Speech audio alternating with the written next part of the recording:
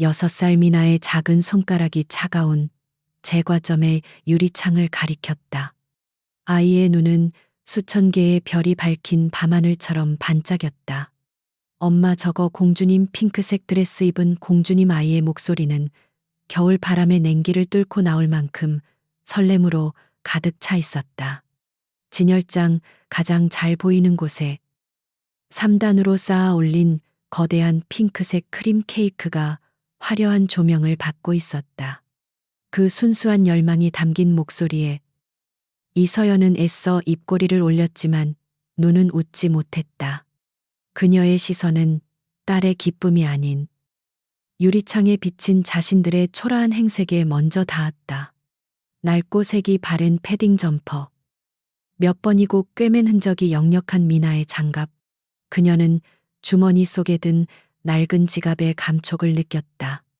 어제 건설 현장에서 받은 일당의 마지막 남은 구겨진 10,000원짜리 몇 장과 동전 몇 개가 전부였다. 그녀의 시선이 케이크 아래 붙은 가격표로 향했다. 58,000원. 그 숫자는 그녀의 망막을 날카롭게 파고들었다. 그것은 단순한 숫자가 아니라 그녀의 절망과 무력감을 규정하는 거대한 벽이었다. 지금 그녀가 가진 전 재산의 몇 배나 되는 금액. 그녀가 딸의 6번째 생일을 위해 해줄 수 있는 것의 범위를 아득히 벗어나 있었다. 그녀는 심장이 차가운 얼음물 속으로 쿵하고 떨어지는 기분을 느꼈다. 엄마, 우리 저거 사요. 내 미나 오늘 생일이잖아요.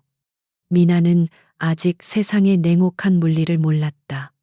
아이에게 생일은 곧 기적을 의미했고 엄마는 그 기적을 행하는 마법사였다.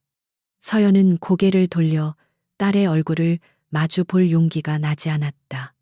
이 작은 아이에게 뭐라고 말해야 할까? 우리는 저걸 살 돈이 없다는 잔인한 진실을 어떻게 설명해야 할까? 미나야. 그녀의 목소리가 겨우 새어나왔다. 저 핑크색 케이크는 사실 맛이 없을지도 몰라. 너무 달기만 할 거야. 엄마 생각에는 저기 저 구석에 있는 보리빵. 저게 훨씬 더 고소하고 맛있을 것 같은데. 그녀는 자신이 무슨 말을 하고 있는지도 몰랐다. 그녀의 말은 논리도 진심도 아니었다. 그저 이 순간을 모면하기 위한 비참한 변명에 불과했다. 미나의 반짝이던 눈의 순간 실망의 그림자가 스쳤다. 아이는 입술을 삐죽 내밀었지만 이내 고개를 끄덕였다. 정말 엄마는 저것보다 보리빵이 더 좋아. 아이는 너무 일찍 철이 들어버렸다. 그럼 미나도 보리빵 먹을래요. 엄마랑 똑같은 거. 그치만 내년 생일에는 꼭 핑크색 케이크 사주는 거다. 약속. 그래. 약속. 내년에는 꼭. 서연은 차마 말을 잇지 못하고 아이의 머리를 쓰다듬었다. 내년. 그녀에게 내년은 오늘보다 더 나아질 거라는 희망의 단어가 아니라 그저 또 다른 절망의 시간일 뿐이었다. 그녀는 딸을 이끌고 화려한 케이크 진열대를 지나 가장 싸구려 빵들이 모여 있는 구석으로 향했다. 그녀의 어깨는 천 근의 무게라도 짊어진 듯 무겁게 축 처져 있었다. 그들의 모든 모습을 한 남자가 지켜보고 있었다. 교통체증으로 멈춰선 검은색 세단의 뒷좌석. JK그룹의 젊은 총수. 강지훈이었다. 그는 방금 수천억 원이 걸린 M&A 협상을 마치고 돌아오는 길이었다. 완벽하게 재단된 슈트. 얼음처럼 차가운 눈빛. 그는 블루투스 이어폰을 통해 비서실장의 지루한 보고를 듣고 있었다. 주주 총회 안건은 예상대로. 그의 무심한 시선이 창밖으로 향했다. 화려한 제과점. 그리고 그 앞에 선 초라한 모녀. 그는 소리를 들을 수 없었지만 유리창을 사이에 둔 그 비참한 무언극의 모든 장면을 완벽하게 이해했다. 공주님 케이크를 가리키는 아이. 난처한 표정으로 지갑을 만지는 엄마. 그리고 결국 실망한 얼굴로 엄마의 손에 이끌려가는 아이. 그는 혀를 찼다. 쯧. 작게 터져 나온 소리에는 어떤 연민도 담겨 있지 않았다. 그저 지루함과 약간의 경멸이 섞여 있을 뿐이었다. 또 저런 풍경인가. 서울이라는 이 거대한 도시에서는 매일같이 벌어지는 가난에 진부한 클리셰. 그는 가난을 동정하지 않았다. 그것은 노력하지 않은 자의 변명 혹은 무능력의 결과라고 믿었다. 그는 이어폰을 고쳐 끼며 다시 서류로 눈을 돌렸다. 김비서. 다음 일정은 신호가 녹색으로 바뀌었다. 세단은 미끄러지듯 앞으로 나아갔다. 강지훈의 기억 속에서 방금 전에 그 모녀는 1분도 채 머무르지 못하고 사라졌다. 그에게 그들은 서류 속 숫자보다도 중요하지 않은 스쳐 지나가는 풍경에 불과했다. 그는 몰랐다. 그 스쳐 지나간 풍경이 자신의 운명을 통째로 뒤흔들게 될 거라는 사실을. 서연은 결국 보리빵 하나와 작은 우유 하나를 샀다. 그것이 그녀가 딸의 생일에 해줄 수 있는 전부였다. 제과점을 나온 모녀는 차가운 바람을 피해 버스 정류장으로 향했다. 엄마, 우리 어디가? 미나가 물었다. 오늘. 미나, 선물 사러 가야지. 서연이 애써 밝은 목소리로 말했다. 하지만 그녀의 발걸음은 선물을 사러 가는 길이 아니라 또 다른 일거리를 찾아 나서는 길이었다. 그녀는 원래 유능한 주얼리 디자이너였다. 그녀의 디자인은 독창적이었고 업계에서도 주목받는 신예였다. 하지만 2년 전 그녀의 삶을 지탱하던 모든 것이 무너져 내렸다. 같은 디자이너였던 남편이 불의의 사고로 세상을 떠났다. 남편은 따뜻하고 다정한 사람이었지만 세상 물정에 어두워 많은 빚을 지고 있었다. 남편이 죽자 빚쟁이들이 하이에나처럼 몰려들었다. 그녀가 남편과 함께 운영하던 작은 공방은 헐값에 넘어갔고 그녀의 모든 디자인 특허권마저 압류당했다. 그녀는 하루아침에 모든 것을 잃고 빚더미에 올라앉았다. 6살 딸아 이를 지키기 위해 그녀는 디자이너 이서연이라는 이름을 버리고 그저 닥치는 대로 돈을 버는 엄마가 되어야 했다. 오늘 그녀가 향하는 곳은 강남의 최고급 호텔 JK그룹이 운영하는 더 헤리티지였다. 그녀는 그곳에서 열리는 연회장의 임시 청소 용역으로 고용되었다. 화려한 드레스와 턱시도를 입은 상류층의 그림자 뒤에서 그들이 흘린 음식물과 쓰레기를 치우는 일. 그것이 그녀가 딸의 선물을 사기 위해 선택한 방법이었다. 호텔에 도착하기 전 그녀는 미나를 근처 공중 화장실로 데려갔다. 그녀는 가방에서 미리 준비한 작지만 깨끗한 원피스를 꺼내 아이에게 입혔. 미나야. 오늘 엄마 일하는 동안 미나는 저기 로비 구석에 있는 소파에 얌전히 앉아 있어야 해.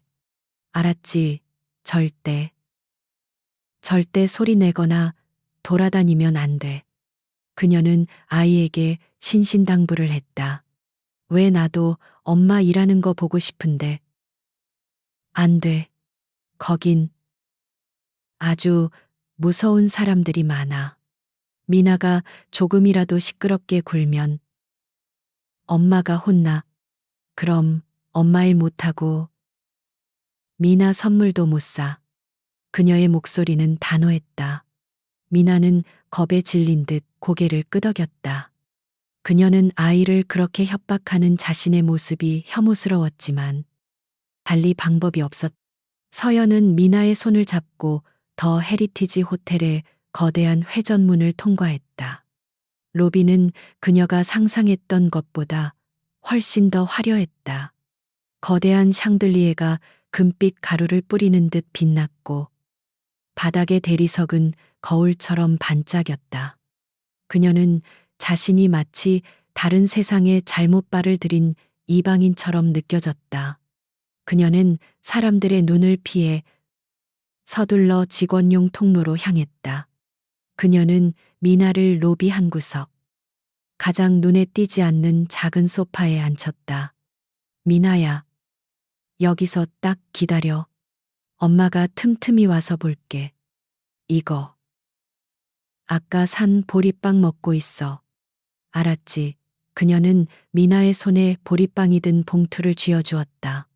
미나는 고개를 끄덕였지만 아이의 눈에는 이미 두려움과 외로움이 가득했다. 서연은 차마 떨어지지 않는 발걸음을 옮겨 청소 용품이 가득한 지하의 용역실로 향했다. 그녀가 용역실 유니폼으로 갈아입고 연회장으로 배정받았을 때 파티는 이미 시작되고 있었다. JK 그룹의 창립 기념 파티. 대한민국을 움직인다는 정재계의 거물들이 모두 모인 자리였다. 서연은 그 화려함의 규모에 압도당했다. 하지만 그녀는 감탄할 여유가 없었다. 그녀의 임무는 그들의 눈에 띄지 않게 그들이 떨어뜨리는 오물을 재빨리 치우는 것이었다. 그녀는 고무장갑을 낀 손으로 냅킨을 줍고 엎질러진 와인을 닦았다. 그녀의 귓가에는 알아들을 수 없는 그들만의 대화와 웃음소리가 윙윙거렸다. 그들의 세상과 그녀의 세상은 이 연회장 안에서조차 결코 섞일 수 없었다. 그녀는 오직 딸에게 사줄 작은 인형 선물만을 생각하며 묵묵히 허리를 숙였다. 한편 로비에 홀로 남겨진 미나는 무서웠다. 거대한 공간, 낯선 사람들, 그리고 자신에게 아무도 관심을 주지 않는다는 사실이 아이를 불안하게 만들었다. 아이는 엄마가 준 보리빵을 꼭 쥔 채 소파 구석에 몸을 웅크리고 있었다. 그때 아이의 눈에 반짝이는 것이 들어왔다. 저 멀리 분수대에서 뿜어져 나오는 물줄기가 무지개처럼 빛나고 있었다. 아이의 호기심이 두려움을 이겼다. 미나는 엄마와의 약속을 잠시 잊고 소파에서 몰래 내려왔다. 아이는 반짝이는 분수대를 향해 아장아장 걸어가기 시작했다. 그리고 그 분수대 앞에는 날카로운 눈빛으로 누군가를 기다리고 있던 한 여자가 서 있었다. 그 여자는 JK 그룹의 계열사 사장 부인이자 오늘 파티의 실질적인 안주인 행세를 하고 있던 박 여사였다. 그녀는 값비싼 모피 코트를 입고 다이아몬드 목걸이를 과시하듯 드러내고 있었다. 그녀는 방금 남편과 크게 다투고 나온 참이라 신경이 극도로 날카로워져 있었다. 미나는 분수대의 아름다움에 완전히 매료되어 자신에게 다가오는 위험을 전혀 인지하지 못했다. 아이는 분수대 가장자리에 손을 대려다가 그만 중심을 잃고 비틀거렸다.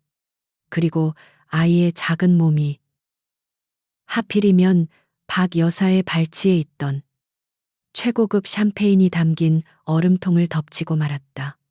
와장창 날카로운 파열음과 함께 얼음과 샴페인, 그리고 유리 파편이 박 여사의 값비싼 구두와 모피코트 자락 위로 쏟아졌다. 와장창 귀청을 찢는 듯한 파열음이 연회장 입구까지 울렸다. 연회장 구석에서 쏟아진 와인을 닦아내던 이서연의 심장이 바닥으로 곤두박질 쳤다. 아이의 울음소리, 날카롭고 겁에 질린 분명한 미나의 목소리였다. 그녀는 손에 쥐고 있던 더러운 걸레를 대리석 바닥에 떨어뜨리는 것도 잊은 채 본능적으로 소리가 난 곳을 향해 달려나갔다. 그녀의 유일한 세상, 그녀의 모든 것이 울고 있었다. 그녀가 연회장 문을 뛰쳐나와 로비로 향하는 복도를 지날 때 모든 것이 슬로우 모션처럼 느껴졌다. 값비싼 드레스를 입은 손님들의 놀란 표정, 그녀의 초라한 유니폼을 향한 경멸, 어린 시선들. 하지만 서연에게는 아무것도 보이지 않았다. 그녀의 귓가에는 오직 미나의 울음소리만이 비수처럼 꽂혔다.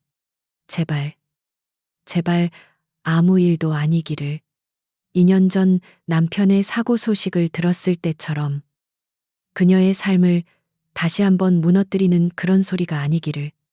로비는 순식간에 아수라장이 되어 있었다.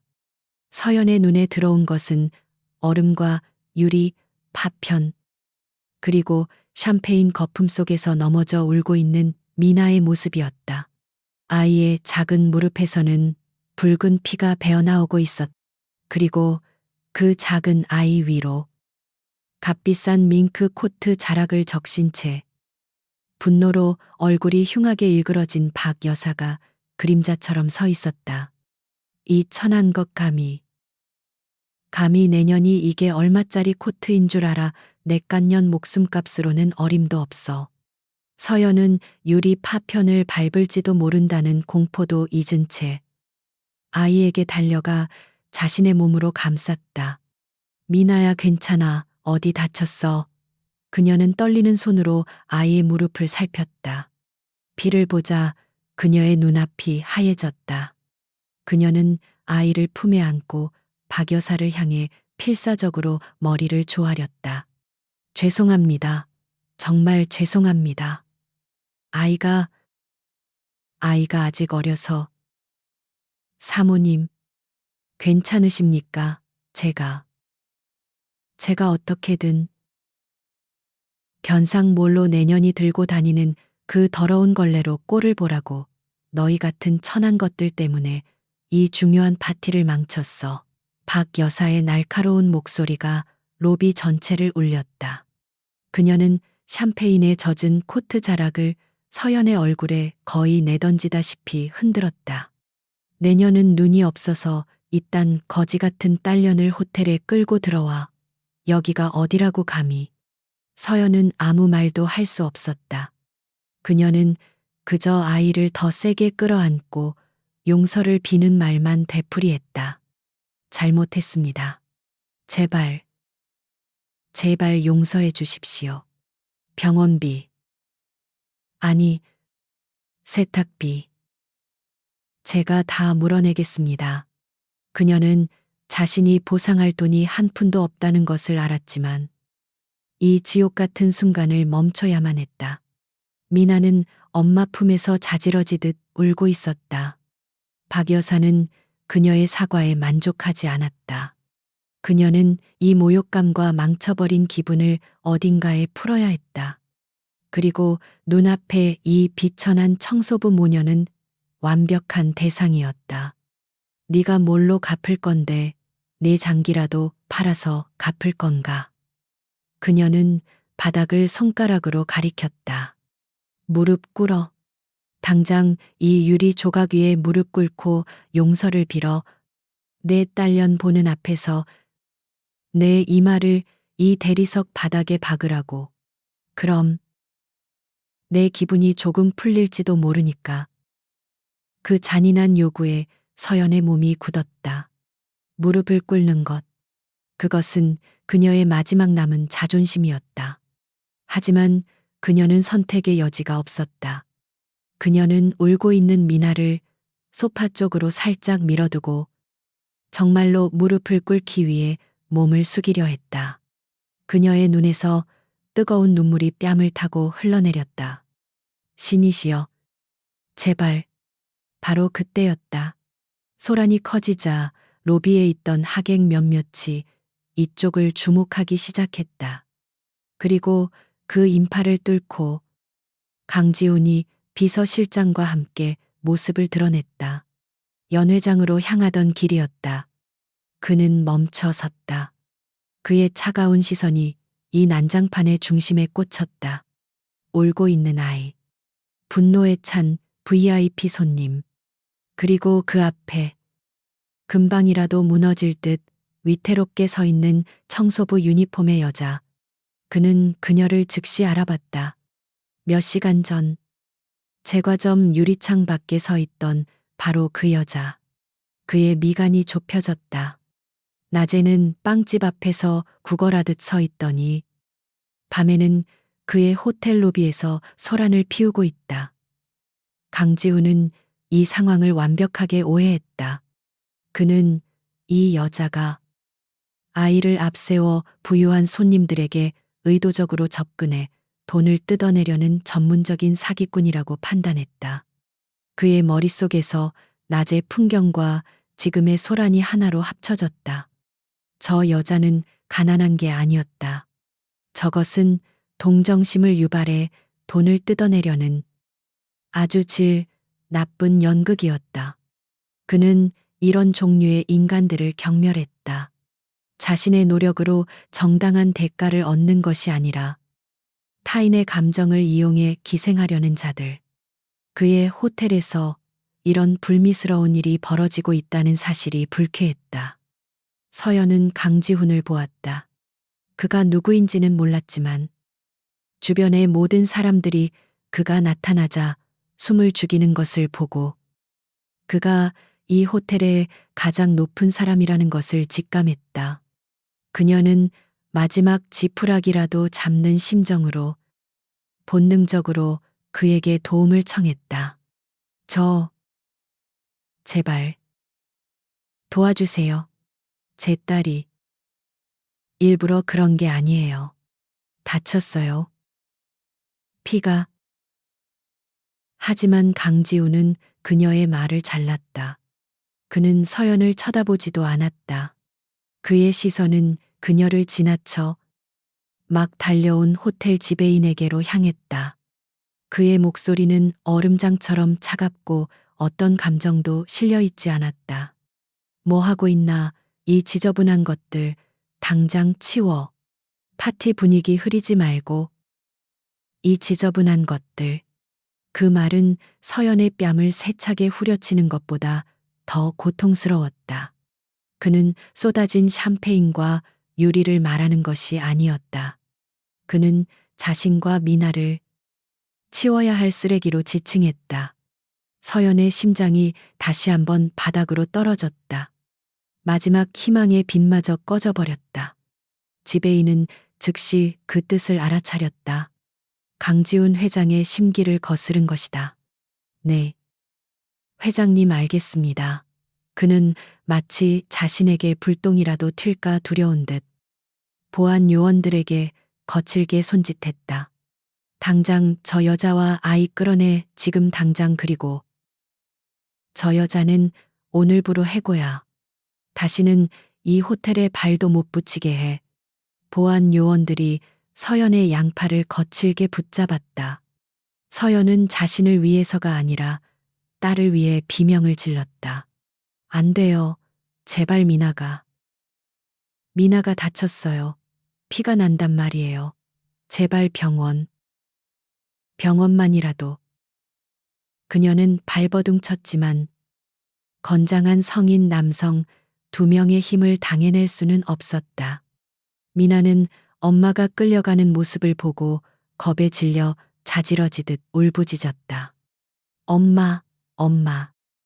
가지마, 무서워. 한쪽 구두가 벗겨지고 낡은 유니폼이 찢어지는 것도 모른 채 서연은 하객들의 무관심하고 경멸 어린 시선과 반짝이는 로비를 지나 차가운 밤 공기가 가득한 직원용 뒷문으로 짐짝처럼 끌려나갔다. 쾅하고 닫히는 문소리는 그녀의 삶이 다시 한번 닫히는 소리처럼 들렸다. 강지우는 그들이 사라지는 모습을 무표정하게 지켜보았다. 그는 아무것도 느끼지 못했다. 그저 문제 하나를 신속하게 해결했을 뿐이다. 그는 자신의 완벽한 파티에 끼어든 불순물을 제거했다는 것에 만족했다. 그는 슈트 소매를 바로잡고 이제야 안정을 되찾은 박 여사를 향해 돌아섰다. 예의 바르고 부드러운, 그러나 영혼 없는 미소와 함께였다. 소란을 피워 죄송합니다. 박 사모님, 부디 파티를 즐겨주십시오. 이제 곧 메인 행사가 시작됩니다. 그의 목소리는 방금 일어난 소동 따위는 존재하지도 않았다는 듯 평온했다. 박 여사는 젊은 회장의 정중한 사과에 금세 기분이 풀어진 듯 웃어 보였다. 어머, 강 회장님이 직접 나서주시니 별일 아니었어요. 호호. 지우는 박 여사에게 가벼운 목례를 하고 연회장 안으로 걸어 들어갔다. 울부짖던 아이의 모습, 피가 나던 무릎, 그리고 절망에 빠져 있던 여자의 눈빛은 그의 기억 속에서 이미 연회장의 화려한 샹들리에 불빛 뒤로 희미해지고 있었다.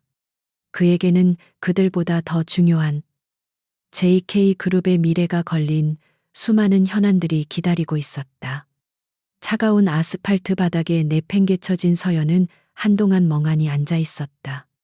찢어진 유니폼 사이로 스며드는 밤바람이 살을 내는 듯했다. 그녀는 아프지 않았다. 몸보다 마음이 더 아팠다. 그녀는 울고 있는 미나를 끌어안았다. 아이의 무릎에서는 여전히 피가 흐르고 있었다. 그녀는 주머니를 뒤져 손수건을 꺼내 아이의 상처를 감쌌다. 미나야. 미안해. 엄마가. 미안해. 그녀의 목소리는 갈라져 나왔다. 그녀는 딸에게 멋진 생일 선물을 사주고 싶었다.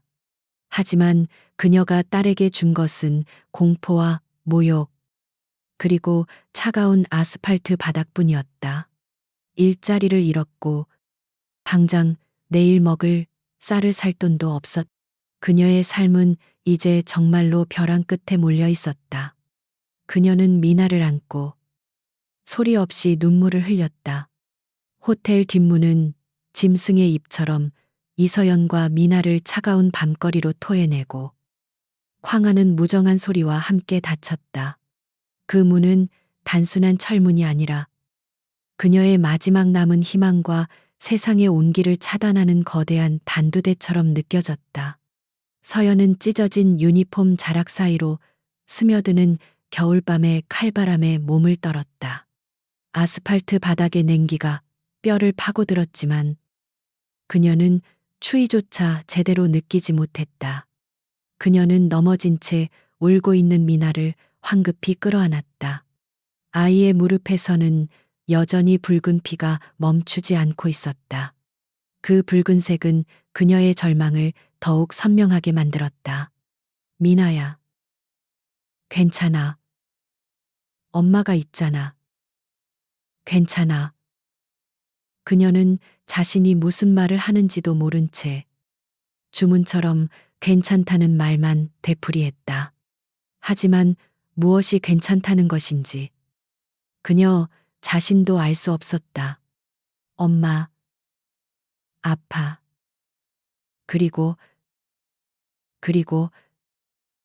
미나는 자지러지듯 울며 엄마의 품속에서 무언가를 필사적으로 찾았다. 엄마, 열쇠. 내 열쇠 목걸이. 아이는 울음 섞인 목소리로 자신의 목을 더듬었다. 하지만 아이의 목에는 태어날 때부터 거의 하고 있었던 낡은 가죽끈과 작은 열쇠 펜던트가 사라지고 없었다. 없어. 없어졌어. 엄마. 내 보물. 서연의 심장이 다시 한번 철렁했다. 그 목걸이. 그녀가 미나에게 행운의 부적이라며 걸어준 그녀 자신에게도 유일하게 남은 과거의 편린이었다. 남편의 유품도 친정의 유산도 아니었다. 그것은 그녀가 기억조차 희미한 아주 어린 시절 누군가에게서 받은 소중한 약속의 증표였다. 그녀는 그것을 지키기 위해 가장 소중한 딸에게 물려주었던 것이다. 그녀는 끌려 나오던 그 아비규환의 순간을 떠올렸다. 거친 보안 요원들의 손길, 자신의 팔을 뿌리치며 버둥거리던 순간 미나의 작은 손이 허공을 휘저었다. 아마 그때였을 것이다. 낡은 가죽끈은 그들의 폭력적인 손길을 이기지 못하고 끊어져 버린 것이다. 미나야. 서연은 닫힌 철문을 망연자실하게 바라보았다. 돌아갈 수 없었다. 감히 저 문을 다시 두드릴 용기가 없었다. 그녀는 아이를 안고 일어섰. 다리가 후들거렸지만 지금은 무너질 수 없었다. 그녀는 아이의 상처를 치료해야 했고 이 차가운 거리에서 밤을 보낼 수는 없었다. 그녀는 잃어버린 목걸이와 방금 잃어버린 일자리, 그리고 짓밟힌 자존심을 모두 그 차가운 호텔 뒷문 앞에 버려두고 절뚝거리며 어둠 속으로 걸어갔다. 엄마, 목걸이, 우리 열쇠. 아이의 울음소리가 겨울 바람을 타고 흩어졌다. 한편 호텔 로비는 언제 그런 소동이 있었냐는 듯 완벽한 평온을 되찾았다. 최고급 대리석 바닥은 다시 반짝거렸고 샴페인 잔을 부딪히는 소리와 우아한 클래식 음악이 하객들의 귀를 즐겁게 했다. 강지우는 JK 그룹의 총수로서 완벽한 미소를 지으며 정재계의 거물들과 인사를 나누고 있었다. 그의 머릿속에서 아까의 불미스러운 쓰레기들은 이미 깨끗이 소각된 후였다. 그때 그림자처럼 그를 따르던 김민준 비서가 조용히 다가왔다. 김 비서는 지훈보다 나이는 대여섯 살 많았지만 언제나 감정을 드러내지 않는 무표정한 얼굴로 그의 모든 지시를 처리하는 유능한 수하였다. 그의 손에는 작은 증거품 봉투가 들려 있었다. 회장님, 잠시. 그는 지훈의 곁으로 한 걸음 더 다가섰다. 무슨 일이지? 지훈의 목소리는 여전히 냉정했다. 파티의 흐름을 깨는 어떠한 방해 요소도 용납하지 않겠다는 의미였다. 아까 그 여자와 아이가 끌려나간 자리에 떨어져 있었습니다. 김 비서는 봉투를 내밀었. 봉투 안에는 끈이 끊어진 아주 낡고 값어치 없어 보이는 목걸이 하나가 들어 있었다. 작은 노쇠처럼 보이는 열쇠 펜던트는 군데군데 녹이 슬어 있기까지 했다. 지훈은 그것을 보자마자 미간을 찌푸렸다. 이런 쓰레기를 왜 나에게 가져오나. 김 비서, 당장 버려. 내 호텔에 저런 천박한 물건이 있었다는 것 자체가 불쾌해. 그는 마치 더러운 벌레라도 본 듯 손을 내저었다. 그는 저런 싸구려 물건이 방금 자신이 마신 수백만 원짜리 와인과 같은 공간에 있었다는 사실을 참을 수 없었다. 알겠습니다. 회장님. 김 비서는 즉시 봉투를 거두어 주머니에 넣으려 했다. 그는 회장의 이런 결벽증에 가까운 성격을 잘 알고 있었다. 그가 봉투를 돌려쥐고 물러나려던 바로 그 순간이었다. 로비의 거대한 샹들리에에서 쏟아진 눈부신 빛의 파편 하나가 우연히, 정말 우연히 그 작은 열쇠 펜던트의 특정 각도를 비추었다. 지훈의 시선이 무심코 그곳에 닿았다. 그리고 그의 세상이 멈췄다. 그의 심장이 1초간 뛰는 것을 잊었다. 뇌가 작동을 멈추고 귀에서는 이명이 울렸다. 그는 숨을 쉴 수 없었다. 그의 시선은 오직 그 작은 펜던트에 마치 낙인처럼 찍혀 있었다. 그가 경멸했던 그 쓰레기. 그것은 단순한 노쇠 열쇠가 아니었다. 펜던트의 머리 부분에는 아주 작게 그와 그 아이만이 아는 그들이 직접 새겼던 작은 별 모양의 흠집이 있었다. 강지훈의 손이 마치 다른 사람의 것처럼 덜덜 떨리며 자신의 셔츠 안쪽을 향했다. 완벽한 슈트와 최고급 실크 셔츠 속에 그의 맨살에 닿아 있는 그가 지난 20년간 단 하루도 빼놓지 않고 지니고 다녔던 또 하나의 낡은 열쇠 목걸이. 그것은 JK그룹 총수 강지훈의 유일한 비밀이자 그의 진짜 심장이었다. 그의 손이 김 비서가 들고 있던 봉투를 거의 날치기 하듯 빼앗았다. 그는 떨리는 손으로 펜던트를 꺼내 자신의 것과 나란히 손바닥 위에 올려놓았다. 크기, 모양, 낡은 정도, 그리고 결정적으로 머리 부분의 작은 흠집까지 완벽하게 한 쌍을 이루는 바로 그 열쇠였다. 서연아. 그의 입에서 20년 만에 그 이름이 새어나왔다. 목소리는 심하게 갈라져 있었다. 기억이 홍수처럼 그의 뇌리를 덮쳤다. 20년 전, 그가 아직 강지훈이 아니라 부모를 잃고 해밀 보육원에 버려진 10살짜리 아이 민준이었던 시절, 지독한 화재가 발생했다. 낡은 창고에 갇혀 질식해가던 그를 목숨을 걸고 구해준 것은 9살짜리 여자아이 서연이었다. 보육원이 불타고 아이들은 뿔뿔이 흩어지게 되었다. 그가 JK그룹의 잃어버린 손자라는 사실이 밝혀져 떠나게 된 마지막 날, 그는 아무도 몰래 창고에서 훔친 낡은 열쇠 2개를 꺼냈다. 서연아, 울지 마. 이건 우리 미래의 집 열쇠야. 하나는 너 갖고, 하나는 나 가질게. 우리가 꼭 다시 만날 수 있게 해주는 열쇠야.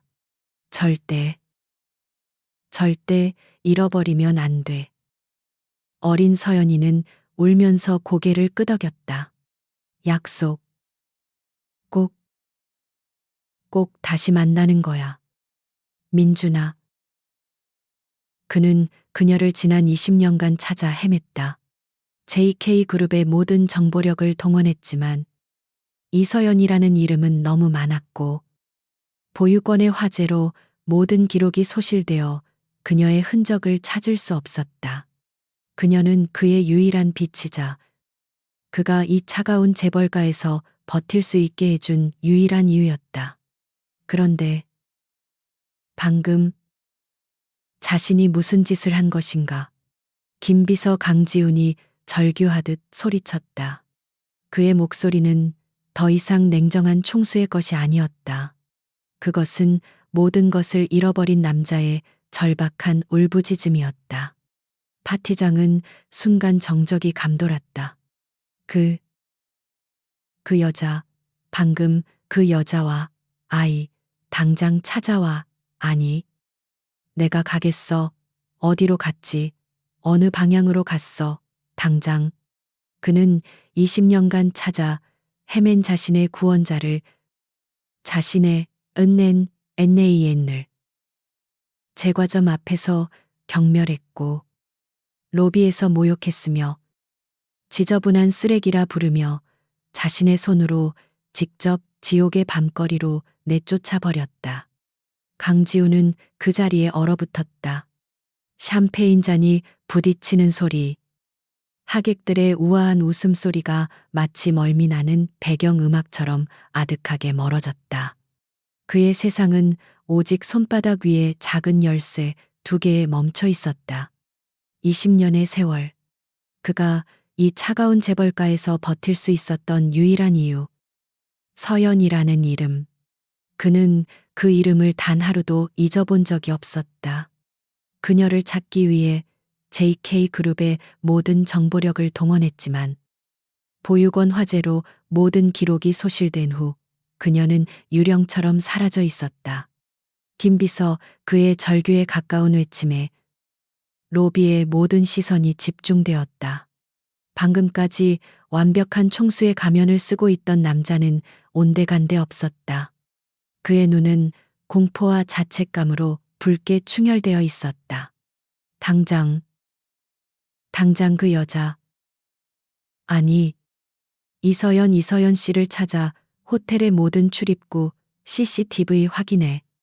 1분 1초도 놓치지 말고 그는 자신의 넥타이를 거칠게 잡아뜯으며 보안실을 향해 뛰기 시작했다. 하객들은 눈앞에 이 기괴한 광경을 이해할 수 없었다.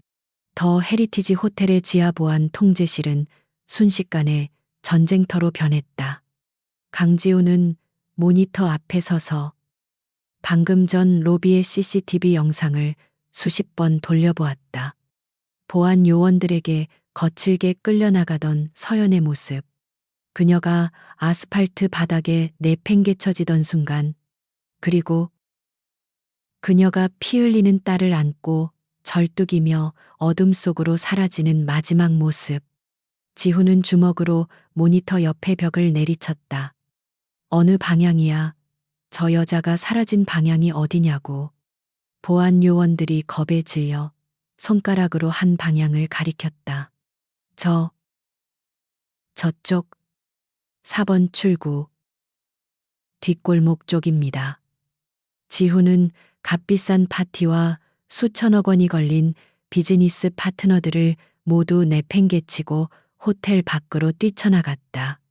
완벽하게 세팅된 머리가 차가운 겨울바람에 헝클어졌다. 회장님 외투라도. 김 비서가 코트를 들고 따라왔지만 지훈은 뿌리쳤다. 서연이 찢어진 유니폼 차림으로 이 추위 속에 버려졌다는 생각이 그의 심장을 얼어붙게 했다. 그는 자신의 전용 세단에 올라타는 대신 서연이 사라진 어둡고 지저분한 뒷골목을 향해 무작정 달리기 시작했다. 고급 구두가 더러운 무릉덩이를 밟는 것도 아랑곳하지 않았다. 서연아, 이서연 거기 있소. 그는 미친 사람처럼 소리쳤다. 하지만 차가운 겨울 바람만이 그의 공허한 외침을 되돌려줄 뿐이었다.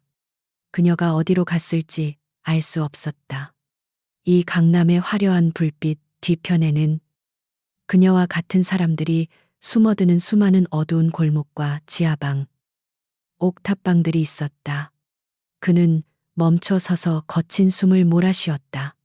그녀를 놓쳤다. 그가 20년간 찾아 헤맨 그녀를 제 손으로 벼랑 끝으로 밀어버리고 완벽하게 놓쳤다. 그는 자신이 얼마나 어리석었는지 깨달았다. 그는 그녀가 돈을 뜯어내려는 사기꾼이라고 생각했다. 하지만 그녀는 그저 살아남기 위해 발버둥 치고 있었던 것이다. 그녀는 자신의 ANN이었다. 비틀거리며 호텔로 돌아온 그는 김 비서에게 거의 으르렁거리듯 말했다.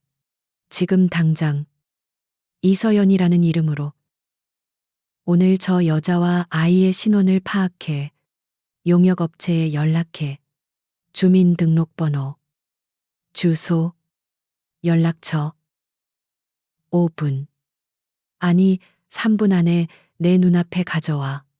그의 목소리는 차가웠지만 그 안에는 깊은 절박함과 스스로에 대한 혐오감이 뒤섞여 있었다. 그는 자신의 권력이 이 순간만큼은 그녀를 찾는데 쓰이기를 간절히 바랐다. 김 비서는 유능했다. 그는 JK그룹의 정보팀을 즉시 가동했다. 2분 만에 호텔 임시 용역 계약서에 적힌 이서연의 정보가 지훈의 태블릿 PC로 전송되었다. 하지만 그 뒤에 이어진 그녀의 삶의 궤적은 처참했다. 태블릿 PC 화면에 떠오르는 정보들을 보며 지훈의 손이 다시 한번 떨리기 시작했다. 회장님, 이서연 씨는 2년 전 루미너스 주얼리의 대표 디자이너였습니다. 디자이너 지훈은 그 단어와 아까의 그 찢어진 유니폼을 연결시킬 수 없었다. 네. 업계에서 천재 소리를 듣던 신예였습니다. 그녀의 디자인은 유럽에서도. 그런데 왜 지훈이 소리쳤다. 왜 청소부 유니폼을 입고 내 호텔에 있었냔 말이다. 그는 도저히 이해할 수 없었다. 20년 전에 그 씩씩하고 당당했던 서연이의 모습이 떠올랐다. 김비서가 침을 삼키며 다음 화면을 넘겼다. 2년 전 남편인 김진우 씨가 거액의 사기 및 횡령 혐의로 고소당한 직후 의문의 교통사고로 사망했습니다. 김 비서의 목소리는 점점 더 낮아졌다. 문제는 그 다음입니다. 남편의 빚이 모두 이서연 씨에게 상속되었습니다. 그들이 함께 운영하던 공방은 압류당하고 그녀의 모든 디자인 특허권마저 헐값에 넘어갔습니다. 현재 신용불량자 상태입니다. 강지우는 눈을 감았다. 모든 조각이 맞춰졌다. 그녀는 가난한 게 아니었다. 그녀는 모든 것을 빼앗긴 것이었다. 그녀가 빵집 앞에서 케이크를 사주지 못한 것은 그녀가 무능해서가 아니라 거대한 음모에 휘말려 모든 것을 잃었기 때문이었다. 그녀는 빚쟁이들을 피해 자신의 신분을 숨기고 6살짜리 딸을 키우기 위해 건설 현장과 청소, 용역을 전전하고 있었던 것이다. 그런데 자신은 그런 그녀에게 쓰레기라고 말했다. 지저분한 것이라며 경멸했다. 그는 20년 전 자신을 불 속에서 구해준 그 손을 자신이 직접 짓밟아버린 것이다. 끔찍한 자책감이 그의 심장을 쥐어짰다. 그는 자신이 박 여사나 다른 속물들과 다를 바 없는 인간이었다는 사실에 치가 떨렸다. 지호는 다시 태블릿 PC를 들었다. 횡령 사기, 그의 날카로운 사업가적 직감이 경고음을 울렸다. 그는 즉시 그 사건 파일을 JK그룹 법무팀을 통해 열람하도록 지시했다. 사건의 서류는 너무나 조잡하게 꾸며져 있었다. 이것은 단순한 사업 실패가 아니었다. 누군가 의도적으로 남편에게 죄를 뒤집어 씌우고 그녀의 재능과 회사를 통째로 삼켜버린 것이다. 그는 김 비서에게 명령했다. 당장 이 횡령 사건의 배후를 알아봐. 그녀의 특허권을 가져간 놈이 누구인지 지금 당장. 그리고 그녀의 현재 주소지 거기로 간다. 그는 더 이상 파티의 총수가 아니었다. 그는 20년의 빚을 갚아야 하는 죄인이었다. 찾아. 그의 목소리는 이제 분노로 떨리고 있었다. 그 분노는 자신을 향한 것이었고 그녀를 이렇게 만든 세상을 향한 것이었다. 김 비서, 무슨 수를 써서라도 오늘 밤이 가기 전에 그녀를 찾아. 그리고 그녀의 특허권을 훔쳐간 그놈들. 내가 직접 지옥을 보여줄 테니까. JK그룹의 모든 법무팀을 지금 당장 비상소집해. 이건 전쟁이야. 그는 20년 만에 처음으로 누군가를 위해 자신의 모든 힘을 사용하기로 결심했다. 차가운 겨울바람은 인정사정 없이 이서연의 찢어진 유니폼 사이를 파고들었다. 그녀는 호텔에서 쫓겨난 후 거의 1시간을 절뚝거리며 걸었다. 미나를 업고 있었지만 아이의 작은 체온으로는 이 도시의 냉기를 막아낼 수 없었다. 그녀는 주머니를 뒤져 남은 몇천 원을 털어 겨우 막차 버스에 올라탔다. 버스 안에 몇 안 되는 승객들은 흙먼지와 피가 묻은 그녀의 행색을 노골적으로 훑어보며 자리를 피했다. 서연은 고개를 숙이고 창밖의 어둠보다 더 깊은 절망 속으로 침잠했다. 버스는 서울의 화려한 불빛을 뒤로하고 도시의 가장 가난한 달동네 개미 마을의 입구에 그들을 내려놓았다. 그곳에서부터 그들의 진짜 집까지는 또다시 30분의 가파른 언덕길을 올라가야 했다. 가로등도 몇 개 없는 어두운 골목길은 마치 그녀의 끝없는 불행을 상징하는 듯 했다. 그녀는 미나를 업은 등이 부서질 듯 아팠지만 그보다 더 아픈 것은 딸아이의 무릎에서 다시 배어나오는 피의 축축함이었다. 마침내 그들의 집이라고 불리는 금방이라도 무너질 듯한 옥탑방의 낡은 철문 앞에 섰다.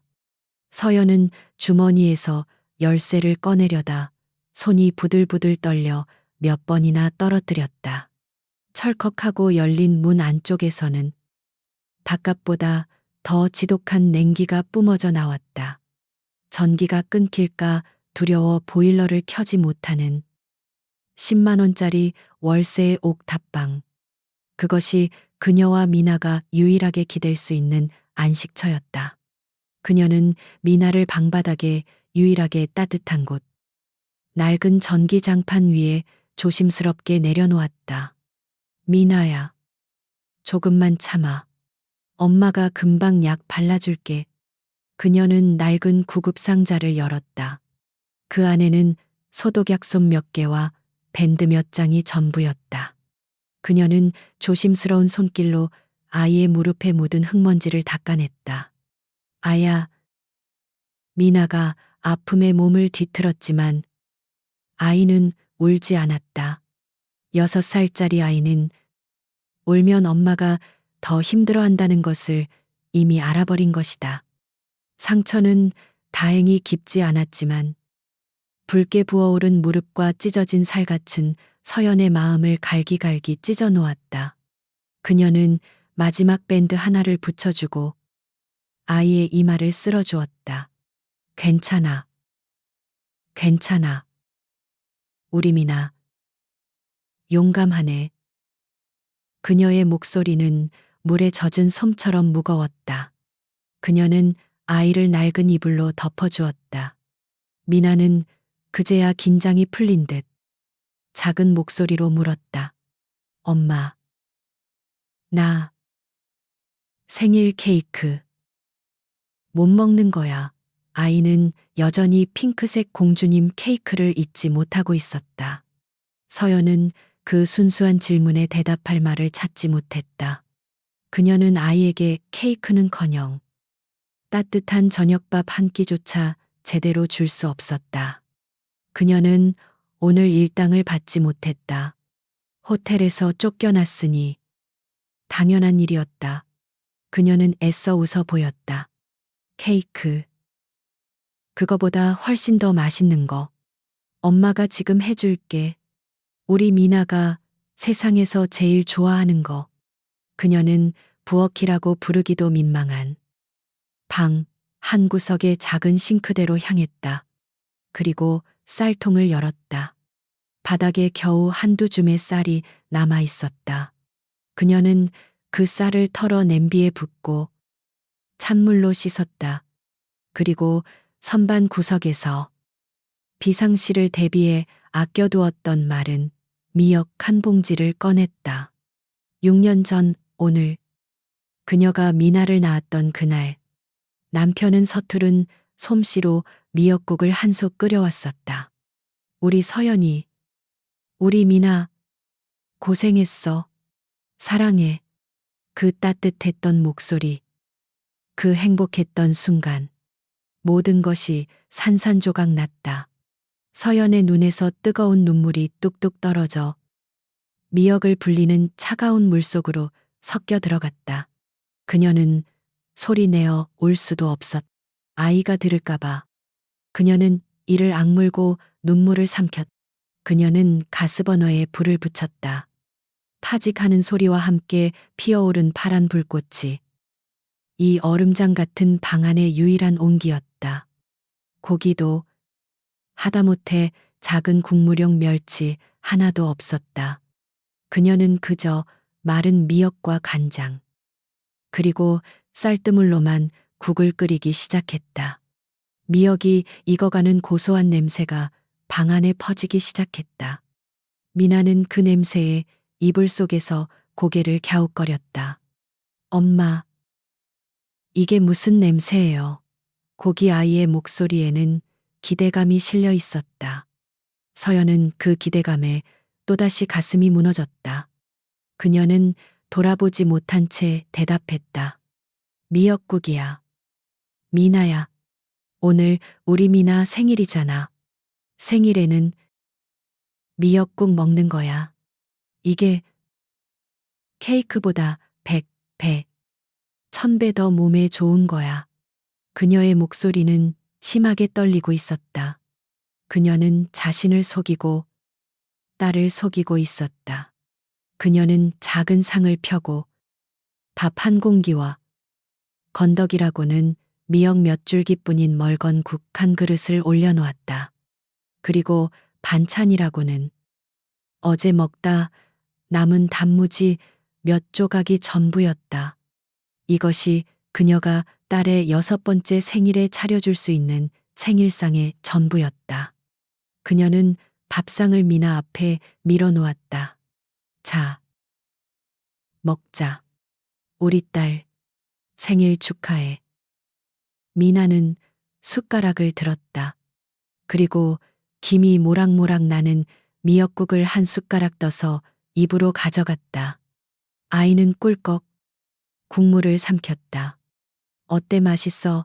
서연은 차마 아이의 얼굴을 볼 수 없었다.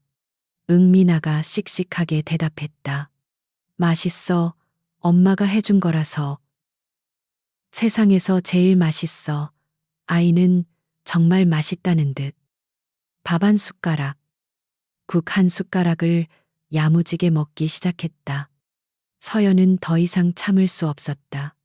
그녀는 밥상 옆에 주저앉았다. 그리고 6살짜리 딸아이 앞에서 2년 동안 참아왔던 모든 울음을 터뜨렸다. 미나야. 흑. 엄마가 미안해. 흐흑. 미안해. 미나야. 그녀는 고장난 라디오처럼 미안하다는 말만 되풀이했다. 그녀는 딸에게 핑크색 공주님 케이크를 사주지 못한 것이 미안했다. 따뜻한 집, 예쁜 옷, 하다못해 피가 나는 무릎을 제대로 치료해줄 약 하나 사주지 못하는 자신의 무능력이 미안했다. 오늘 밤 아이에게 씻을 수 없는 모욕과 공포를 안겨준 것이 미안했다. 빚쟁이들에게 쫓기고 세상의 경멸을 받으며 이 차가운 옥탑방에서 딸을 재워야 하는 이 모든 것이 자신의 탓인 것만 같아 미치도록 미안했다. 그녀의 울음소리가 옥탑방의 냉기를 갈랐다. 미나는 먹던 숟가락을 내려놓았다. 아이는 놀라지 않았다. 오히려 밥상에서 일어나 엄마에게로 기어왔다. 그리고 피가 나는 무릎의 고통도 잊은 채 자신의 작은 손으로 엄마의 뺨을 타고 흐르는 눈물을 닦아주었다. 고사리 같은 손이 너무나 따뜻했다. 엄마, 울지 마. 아이는 엄마를 흉내내듯 서툰 발음으로 서연을 위로하기 시작했다. 괜찮아. 엄마가 있잖아. 괜찮아. 미나는 핑크색 케이크 없어도 돼. 진짜야. 공주님 케이크. 그거 맛없어 보여. 엄마가 해준 미역국이 훨씬 맛있어. 진짜로. 서연은 딸의 그 믿을 수 없는 위로에 더욱 격렬하게 울음을 터뜨렸다. 아니야. 아니야. 엄마가 다 잘못했어.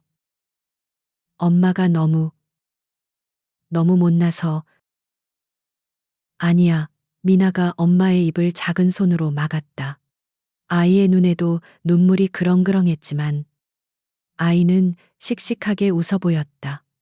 엄마는 세상에서 제일 멋진 디자이너야. 아빠가 그랬어. 그리고 내 엄마잖아. 나는 엄마만 있으면 돼. 선물도 필요 없고 케이크도 필요 없어. 아이는 엄마의 목을 꼭 껴안았다. 사랑해. 엄마. 그리고 생일 축하해줘서 고마워요. 서연은 딸의 그 작은 품 안에서 이 세상 그 어떤 것과도 바꿀 수 없는 가장 큰 위로를 받았다. 그녀는 딸을 끌어안고 한참을 울었다. 그들의 옥탑방은 여전히 추웠고 그들의 밥상은 여전히 초라했으며 그들의 내일은 여전히 불투명했다. 하지만 이 순간만큼은 서로의 온기를 나누는 이 두 모녀보다 더 부유한 사람은 세상에 없었다. 그들은 서로에게 유일한 세상이었고 서로의 유일한 구원이었다. 강지훈의 검은색 마이바흐가 개미마을의 가파른 언덕길 입구에 멈춰 섰다. 최고급 세단의 타이어가 이 도시의 가장 낮은 곳에서 흘러나온 더러운 살얼음과 마찰하는 소리가 유난히 거슬렸다. 김 비서가 재빨리 내려 뒷좌석 문을 열었지만 지우는 한동안 내리지 못했다. 그의 시선은 차마 사람이 다닌다고 믿기 힘든 끝없이 이어진 가파른 계단과 그 틈에 위태롭게 매달린 판잣집들을 향해 있었다. 회장님. 김 비서의 조심스러운 부름에 지우는 마침내 차에서 내렸다. 완벽하게 재단된 이탈리아산 캐시미어 코트 자락으로 하수구에서 새어나온 듯한 시큼한 악취와 연탄재 냄새가 섞인 공기가 스며들었다. 이곳이었다. 그가 20년간 찾아 헤맨 그의 첫사랑, 그의 생명의 은인인 서연을 그가 어제 쓰레기라 부르며 내쫓은 그 지옥의 끝이었다. 그의 뒤를 이어 믿을 수 없는 행렬이 골목 입구를 막아섰다. 더 헤리티지 호텔의 로고가 선명한 검은색 대형 케이터링 트럭이 위압적으로 도착했다. 그 뒤로는 오늘 파티에서 연주를 맡았던 현악 사중주단이 탄벤이 뒤따랐다. 김 비서가 조용히 지시를 내리자 트럭의 옆면이 윙하는 소리와 함께 열렸다. 안쪽은 단순한 주방이 아니었다. 그것은 통째로 옮겨온 최고급 파티셰의 작업실이었고 눈부신 조명 아래에는 어제 미나가 그토록 원했던 것보다 수백 배는 더 크고 화려한 7단짜리 거대한 성 모양의 케이크가 위용을 드러내고 있었다. 이 한밤중의 소란에 달동네 전체가 술렁이기 시작했다. 낡은 창문마다 하나둘씩 불이 켜지고 사람들은 두꺼운 내복 차림으로 고개를 내밀었다. 저게 다 모여 웬 차들이 저렇게. 저거 호텔 트럭 아니여 웬 놈의 떡이여. 냄새. 버터 냄새. 아이고. 사람들은 이 비현실적인 광경에 넋을 잃었다. 어떤 이들은 드라마 촬영을 왔다고 생각했고 어떤 이들은 부잣집 도련님이 술에 취해 길을 잘못 들었다고 수군거렸다. 바로 그때였다. 골목의 중간쯤 그나마 형편이 나아 보이는 2층짜리 붉은 벽돌집의 대문이 끼익 소리를 내며 열렸다. 어제 호텔 로비에서 서연을 모욕했던 바로 그 VIP 손님. 박진희 여사였다.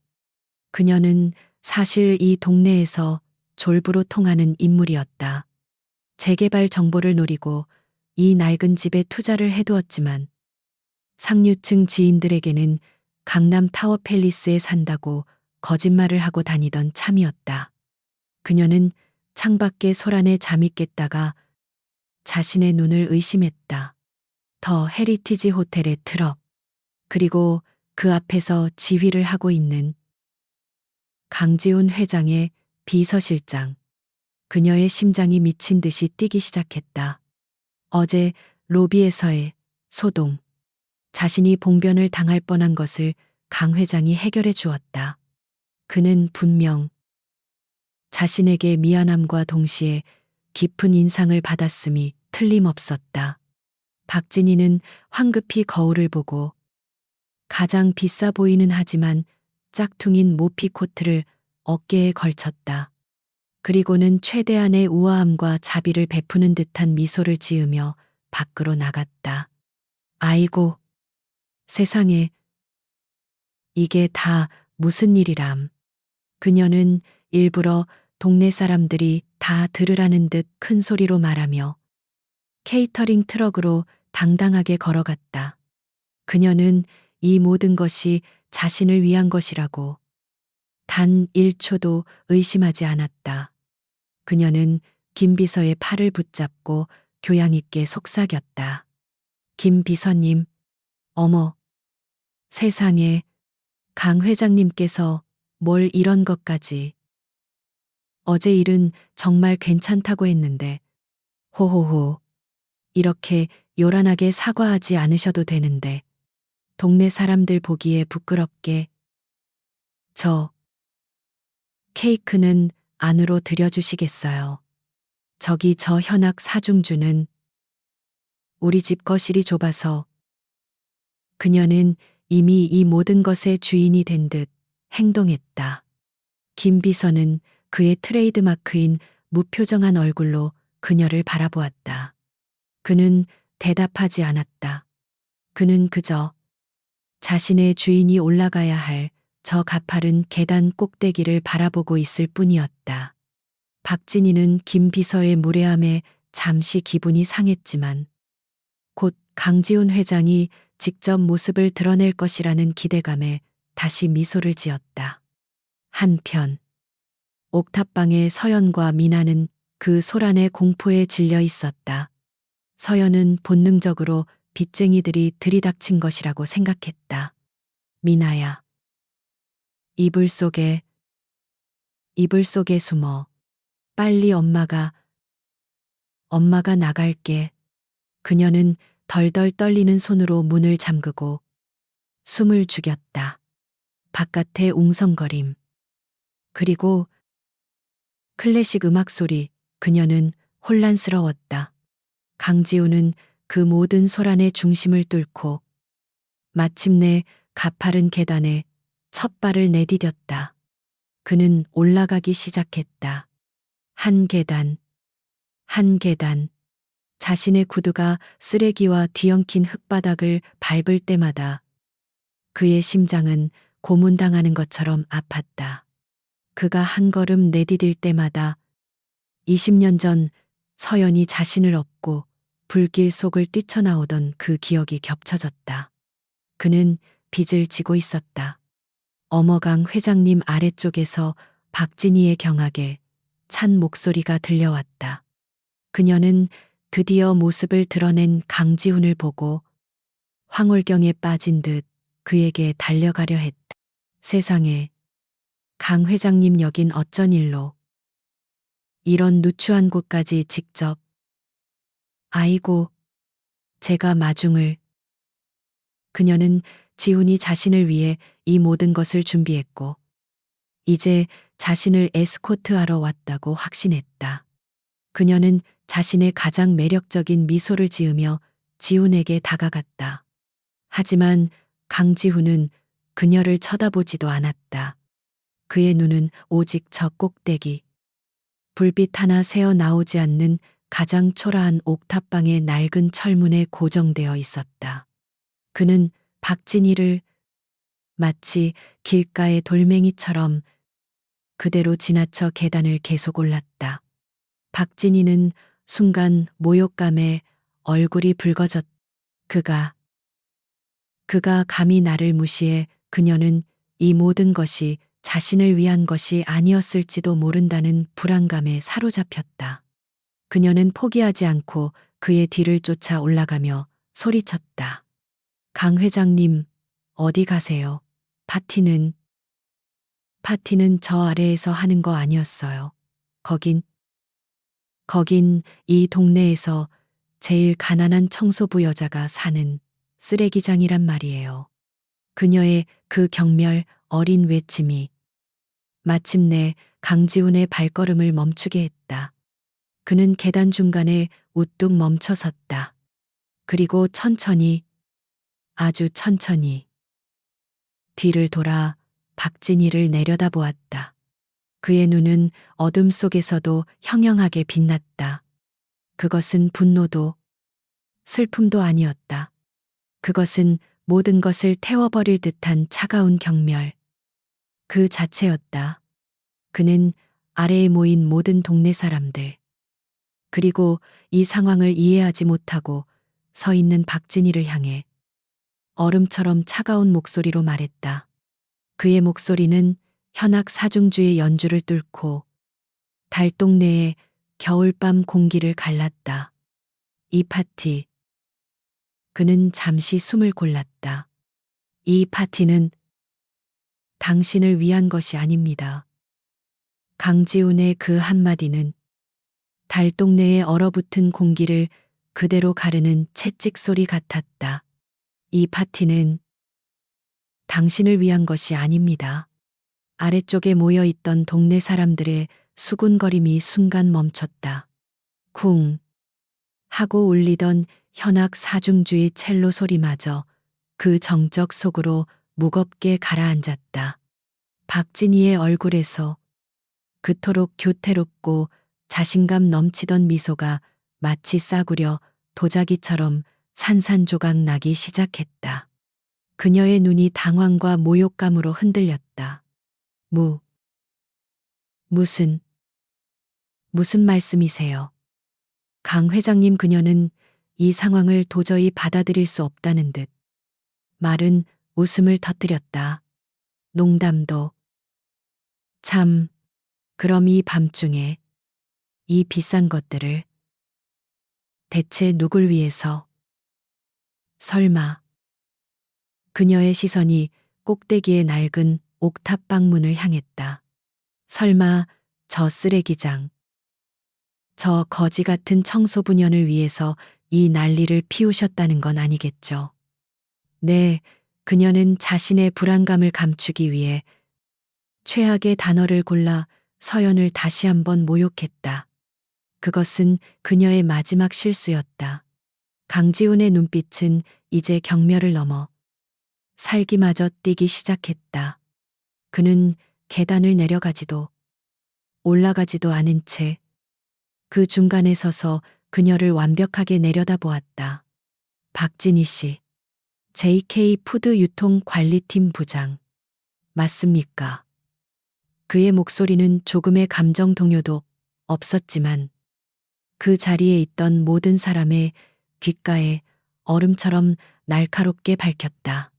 그는 그녀의 신상을 정확히 꿰뚫고 있었다. 박진희의 얼굴이 하얗게 질렸다. 그녀는 그제야 상황의 심각성을 깨달았다. 네,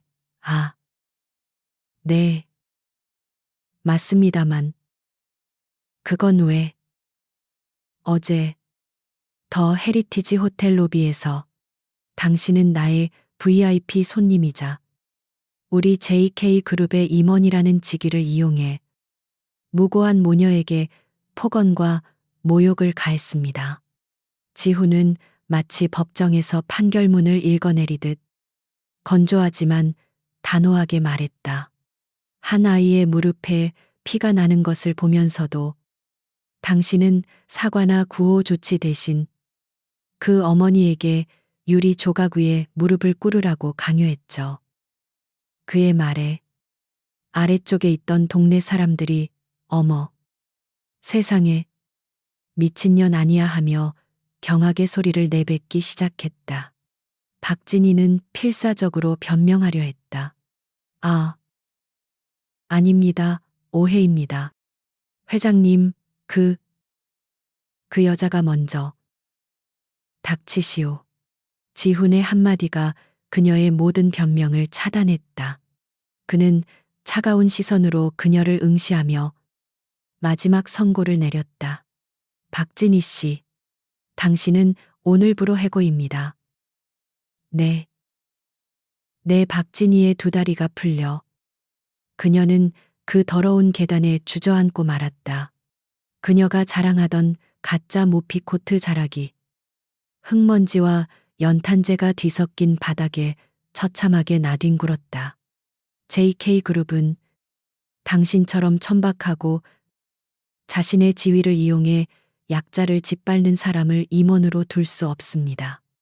김 비서, 지금 당장 법무팀을 통해 해고 절차를 진행하고 어제 호텔에서 일어난 모든 기물 파손 비용과 저 모녀에 대한 정신적 피해 보상까지 모두 이 여자에게 청구하도록. 네. 회장님, 즉시 처리하겠습니다.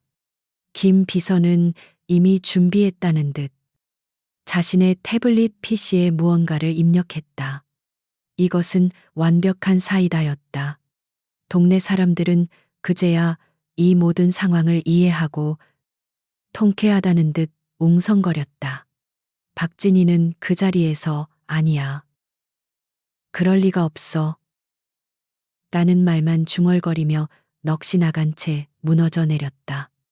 그녀의 가식적인 상류층 인생이 이 가장 낮은 곳에서 끝장나는 순간이었다. 강지훈은 더 이상 그녀에게 눈길조차 주지 않았다. 그는 마치 길에 떨어진 더러운 쓰레기를 치운 듯 무심하게 몸을 돌렸다. 그리고 다시 계단을 오르기 시작했다. 그가 한 걸음 올라갈 때마다 아래쪽에서 들려오는 현악 사중주의 연주 소리는 더욱 애절하고 웅장하게 울려 퍼졌다. 그는 20년간 지고 왔던 마음의 빚을 향해 자신의 구원을 향해 걸어가고 있었다. 마침내 그는 그 낡고 녹슨 철문 앞에 섰다. 20년의 세월이 응축된 듯한 그 문은 그 어떤 거대 기업의 회의실 문보다 더 무겁게 느껴졌다. 옥탑방 안. 서연은 귀를 막고 있었다. 밖의 소란, 고함 소리, 그리고 이제는 낯선 클래식 음악 소리. 빚쟁이들은 아니었다. 그것은 더 무섭고 더 이해할 수 없는 무언가였다. 그때 모든 소리가 멈췄다. 그리고 자신의 문 앞에 누군가 서 있다는 인기척이 느껴졌다. 아우, 또, 또. 문을 두드리는 소리는 폭력적이지 않았다.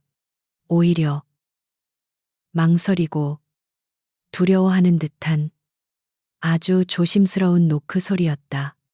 서연은 잠든 미나를 더욱 세게 끌어안고 떨리는 목소리로 물었다. 누구, 누구세요? 문 밖에서는 한동안 대답이 없었다. 그녀는 숨을 죽였다. 문에 달린 낡은 쇠사슬을 걸쇠에 거는 소리가 유난히 크게 들렸다. 서연 씨, 맞습니까? 문 밖에서 들려온 목소리는 어제 호텔 로비에서 들었던 그 차가운 총수의 목소리였다. 하지만 지금은 그 얼음 같던 냉정함 대신 무언가에 심하게 베인 듯한 고통과 낯선 슬픔이 뒤섞여 있었다. 서연은 공포에 질렸다. 그가 왜 여기까지 찾아온 것일까? 무슨 일이시죠? 돈 때문이라면 전 지금 아닙니다. 그런 게 아니에요.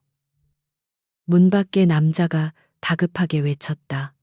제발 문 좀 열어주세요. 내가 다 설명할게요. 제발. 그의 목소리에는 애원이 담겨 있었다. 서연은 혼란스러웠다. 그녀는 망설이다가 쇠사슬을 건 채로 아주 조심스럽게 문을 열었다. 문틈 사이로 차가운 겨울 공기와 함께 값비싼 캐시미어 코트의 향이 밀려 들어왔다. 그리고 그 틈 사이로 남자의 눈이 보였다. 어제 그녀를 쓰레기라 불렀던 그 오만한 눈이 아니었다. 그 눈은 붉게 충혈되어 있었고 금방이라도 무너질 듯한 슬픔으로 가득 차 있었다. 강지우는 문틈 사이로 20년 만에 마주한 그녀의 얼굴을 그리고 그 뒤로 보이는 처참한 방 안의 풍경을 보았다. 멀건 미역국이 담긴 냄비, 아이의 피가 묻은 솜, 그의 심장이 산산조각 났다. 그는 떨리는 손을 코트 주머니에서 꺼냈다. 그의 손바닥 위에는 20년의 세월을 뛰어넘은 낡고 녹슨 두 개의 열쇠 펜던트가 나란히 놓여 있었다. 이거 기억나? 서연아, 그가 자신의 셔츠 안에 숨겨두었던 것과 어제 그녀가 잃어버렸던 바로 그 목걸이였다. 두 개의 열쇠. 완벽하게 한 쌍을 이루는. 서연의 시선이 그 열쇠에 고정되었다.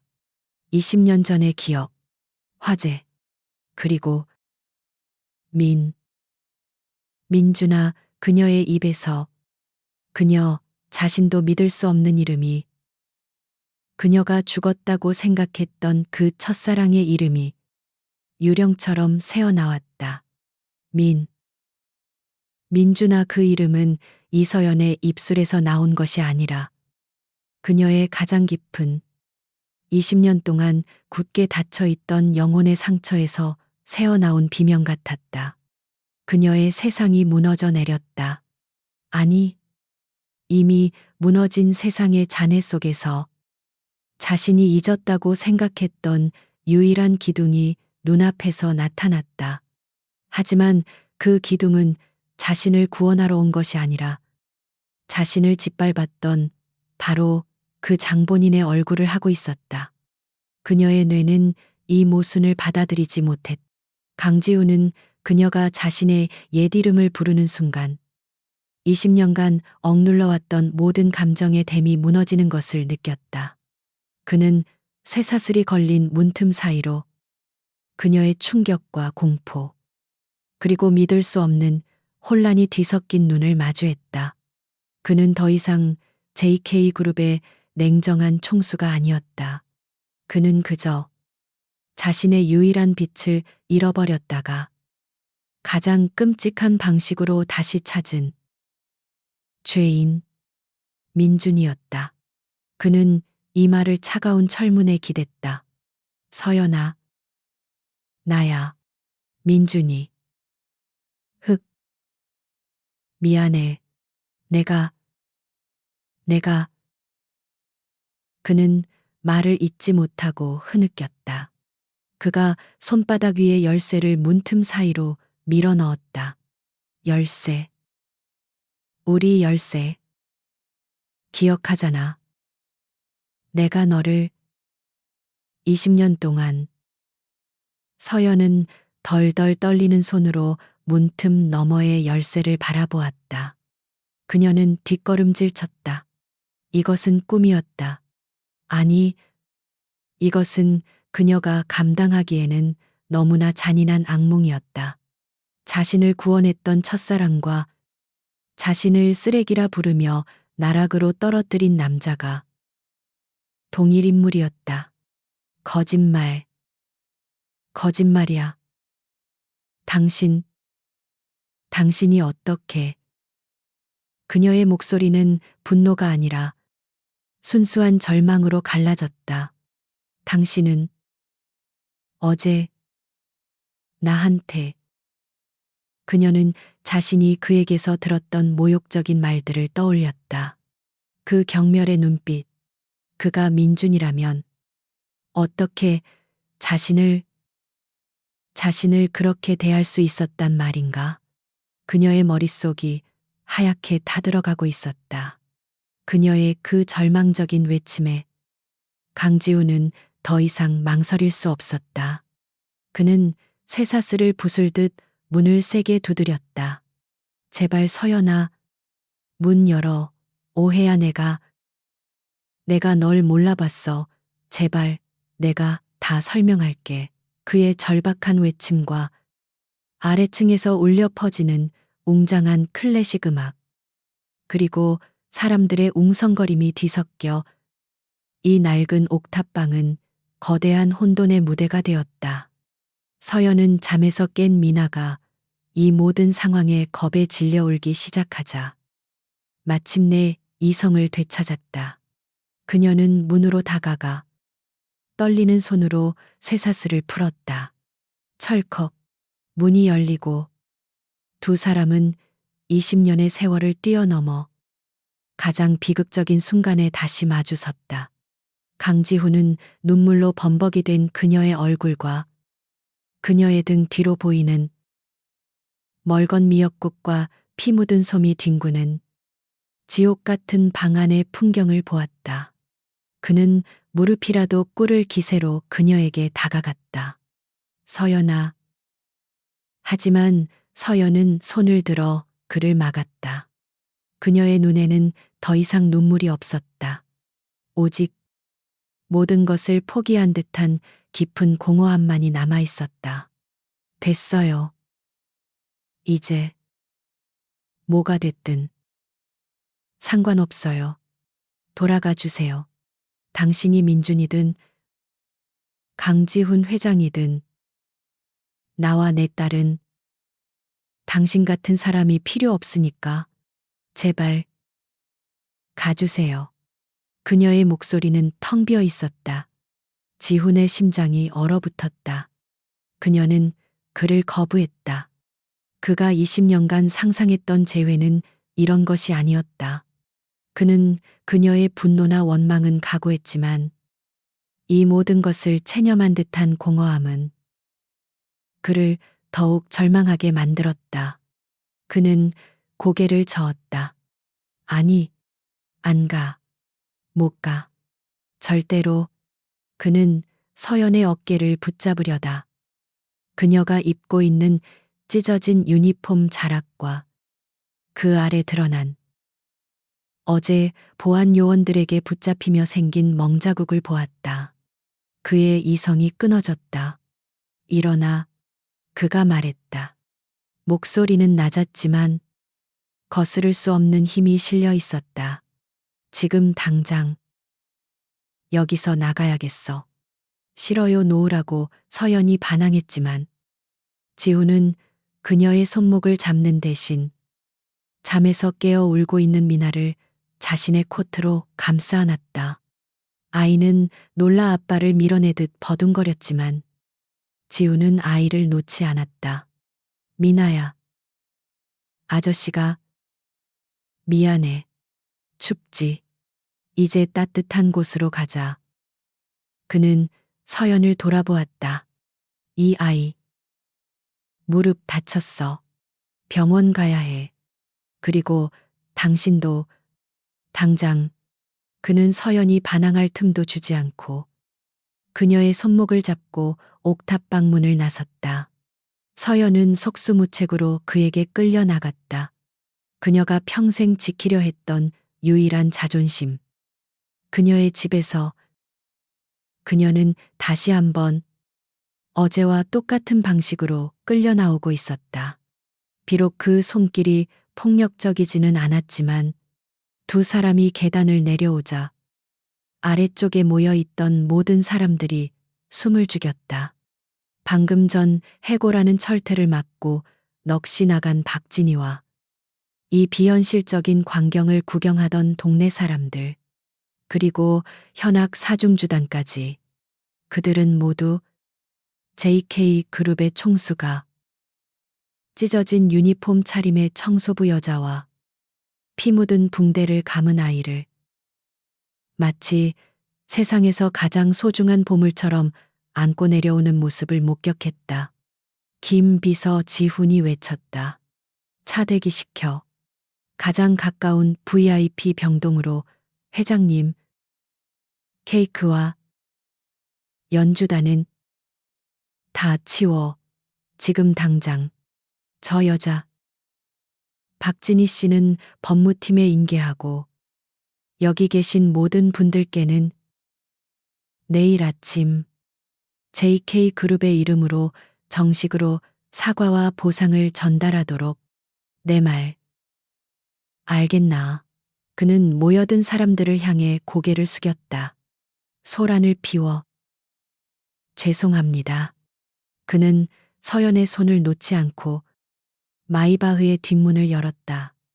서연은 차에 타는 순간까지도 이것이 현실인지 꿈인지 분간할 수 없었다. 그녀는 그저 20년 만에 만난 민준이의 옆모습과 그의 품에 안겨 어느새 울음을 그치고 잠이 든 미나의 얼굴을 번갈아 볼 뿐이었다. 차는 달동네의 어둠을 벗어나 다시 서울의 화려한 불빛 속으로 미끄러져 들어갔다. 하지만 그들의 목적지는 병원이 아니었다. 차는 거대한 유리와 강철로 이루어진 JK그룹의 심장부, JK타워의 지하 주차장으로 들어섰다. 병원 가야 한다면서요. 서연이 불안한 듯 물었다. 병원 가야지. 하지만 그 전에 당신에게 돌려줘야 할 게 있어. 지훈은 미나를 아는 채 전용 엘리베이터에 올랐다. 치수치왕 디자인 전략본부. 서연이 2년 전 그토록 입사하고 싶어 했던 대한민국 최고의 디자이너들만 모인다는 꿈의 직장이었다. 엘리베이터 문이 열리자 거대하고 텅 빈 사무실이 나타났다. 모든 것이 최고급, 최첨단이었지만 이상하게도 사람은 아무도 없었다. 밤이라서 다들 퇴근. 아니, 지훈이 그녀의 말을 잘랐다. 아직 아무도 뽑지 않았어. 그는 사무실 가장 안쪽 통유리창으로 한강의 야경이 한눈에 내려다 보이는 가장 크고 화려한 코너 오피스 앞에 섰다. 그는 문을 열었다. 안은 먼지 하나 없이 완벽하게 정돈되어 있었지만 텅 비어 있었다. 단 하나. 책상 위에 덮개가 씌워진 무언가가 놓여 있을 뿐이었다. 지훈은 잠든 미나를 사무실 안의 최고급 소파에 조심스럽게 내려놓았다.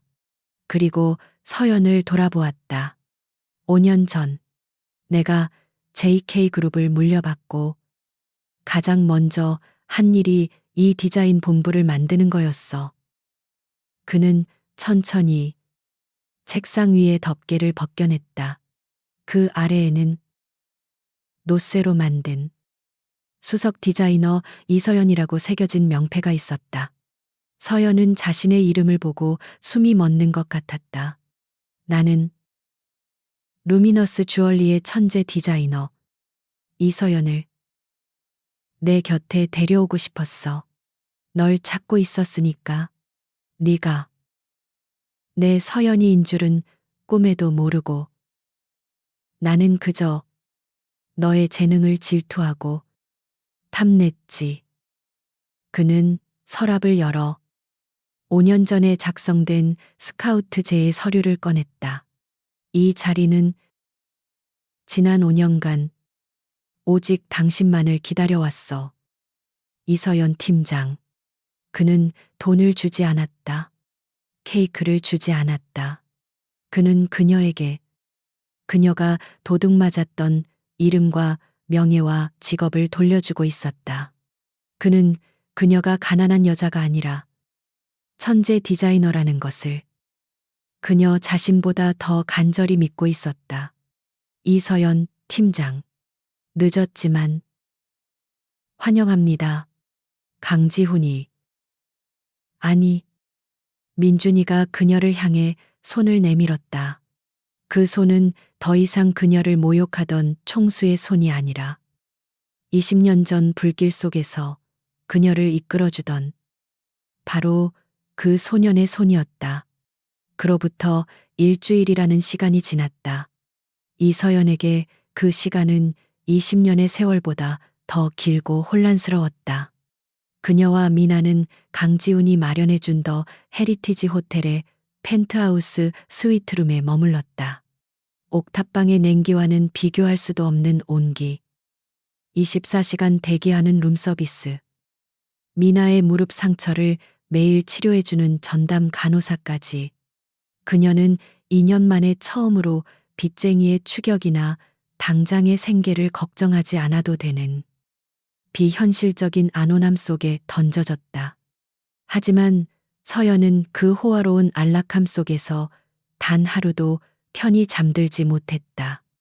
깨끗한 실크 잠옷은 그녀에게 갑옷처럼 불편했고 최고급 음식은 모래알처럼 LTE를 넘어가지 않았다.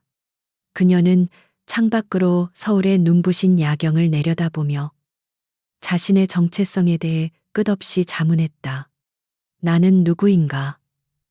천재 디자이너 이서연인가? 아니면 어제까지 호텔 바닥을 닦던 청소부인가? 그리고 그는 누구인가?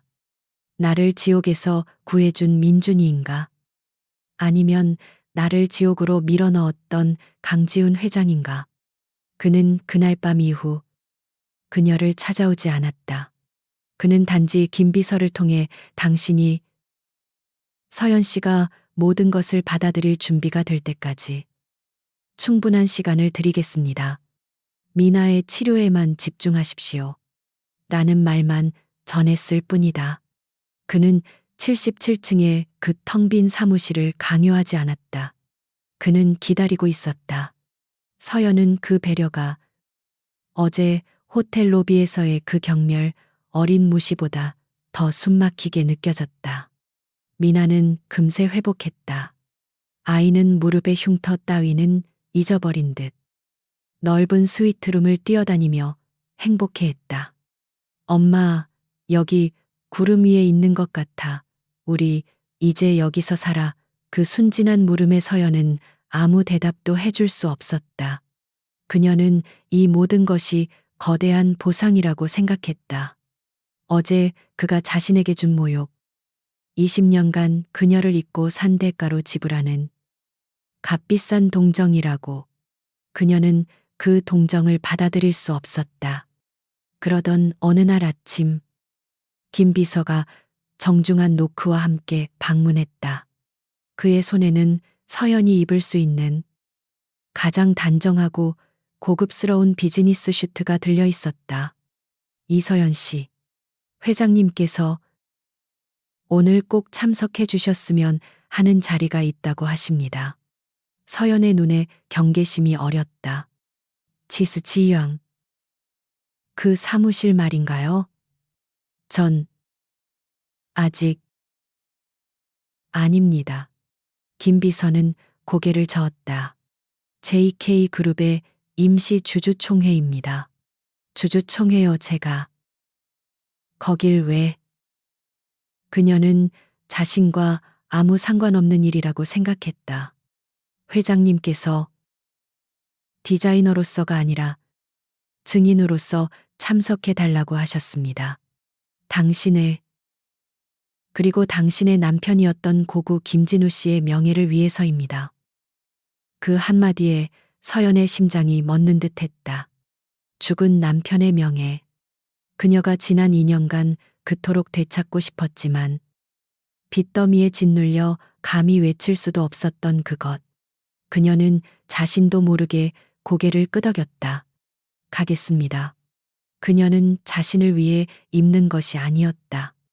억울하게 죽어간 남편. 그리고 사기꾼의 아내라는 주홍글씨가 찍힌 자신의 잃어버린 인연을 위해 그녀는 그 옷을 받아 입었. JK타워의 대강당. 이미 수백 명의 주주와 대한민국 최고의 경제부 기자들로 발디딜 틈이 없었다. 강당은 살얼음판 같은 긴장감으로 가득했다. 최근 JK그룹 총수 강지훈의 기이한 행보, 오래된 임원의 전격 해고, 달동 내에서의 한밤중 소동, 그리고 갑작스러운 이서연이라는 정체불명의 여자의 등장은 주가에 큰 영향을 미치고 있었다. 주주들은 이 모든 혼란을 해명하라고 몰려든 참이었다. 서연은 김 비서의 안내를 받으며 강당의 맨 앞줄, 증인석이라고 표시된 자리에 앉았다. 모든 카메라의 플래시가 그녀에게 터졌다. 저 여자가 그 청소부인가 신용불량자라던데 회장이 저 여자에게 단단히 홀린 게 틀림없어. 온갖 모욕적인 수군거림이 그녀의 귓전을 때렸지만 그녀는 허리를 꼿꼿이 세우고 정면만 응시했다. 그때 강당의 앞줄에 앉아 있던 한 중년 남자가 그녀를 보고 비웃음을 날렸다. 태양중공업의 박태곤 회장이었다. 그는 오늘 JK그룹과의 1조 원대 합작 투자를 확정짓기 위해 주요 파트너 자격으로 이 자리에 참석한 참이었다. 그는 서연을 알아보았다. 2년 전 자신의 발밑에 무릎을 꿇다시피 매달리며 남편의 특허권이라도 팔아달라고 애원했던 바로 그 여자. 나 저런 년이 어떻게. 강지훈이 단상 위로 올라섰다. 그는 평소와 다름없이 냉정하고 완벽한 모습이었지만 그의 눈빛은 그 어느 때보다 차갑게 타오르고 있었다. 바쁘신 와중에 참석해 주신 주주 및 관계자 여러분께 감사드립니다. 오늘 임시 주총을 소집한 이유는 두 가지 안건을 처리하기 위함입니다. 그는 서연을 잠시 바라보았다. 그리고 다시 마이크를 잡았다. 첫 번째 안건. JK 그룹 디자인 전략본부. 수석 디자이너 이서연 씨의 공식 임명건입니다. 강당이 폭발했다. 미척군 신용불량자를 수석으로 회장. 제정신입니까? 저 여자가 뭘 안다고. 주주들의 격렬한 항의가 쏟아졌다. 박태곤 회장은 통쾌하다는 듯 웃고 있었다. 지우는 손을 들어 소란을 잠재웠다. 그의 목소리는 분노한 주주들의 고함보다 더 낮고 강하게 강당을 울렸다. 여러분은 지금 저분이 신용불량자이기 때문에 반대하시는 겁니까? 그는 잠시 숨을 골랐다. 그렇다면 여러분은 저분이 왜 신용불량자가 되었는지 그 이유를 알아야 할 것 같습니다. 그는 뒤편의 거대한 스크린을 가리켰다. 두 번째 안건입니다. 스크린에는 고 김진우 디자이너 횡령 및 특허법 위반 사건 재조사 보고서라는 제목이 떴다. 강당은 순간 찬물을 끼얹은 듯 조용해졌다. 서연은 자신의 눈을 의심했다. 박태곤 회장의 얼굴에서 웃음기가 사라지기 시작했다. 지난 2년간 우리는 이서연 씨의 남편, 고 김진우 씨가 거액의 자금을 횡령하고 회사를 파산시킨 후 자책감에 교통사고로 사망했다고 알고 있었습니다. 지훈이 말했다. 하지만 JK그룹 법무팀의 재조사 결과 이 모든 것이 태양중공업의 박태곤 회장이 주도한 완벽하게 조작된 사기극이었음이 밝혀졌습니다. 서연은 숨을 쉴 수 없었다. 강당의 모든 시선이 박태곤에게로 향했다. 박태곤 회장은 당시 김진우 씨의 혁신적인 주얼리 가공 특허 기술을 탐냈습니다. 하지만 김진우 씨가 판매를 거부하자 그는 브로커를 통해 김진우 씨에게 횡령 누명을 씌우고 의도적으로 회사를 파산시켰습니다. 그리고 그가 사망한 직후 절망에 빠진 이서연 씨에게 접근해 그 모든 특허권을 단돈 몇백만 원에 합법적으로 사들였습니다.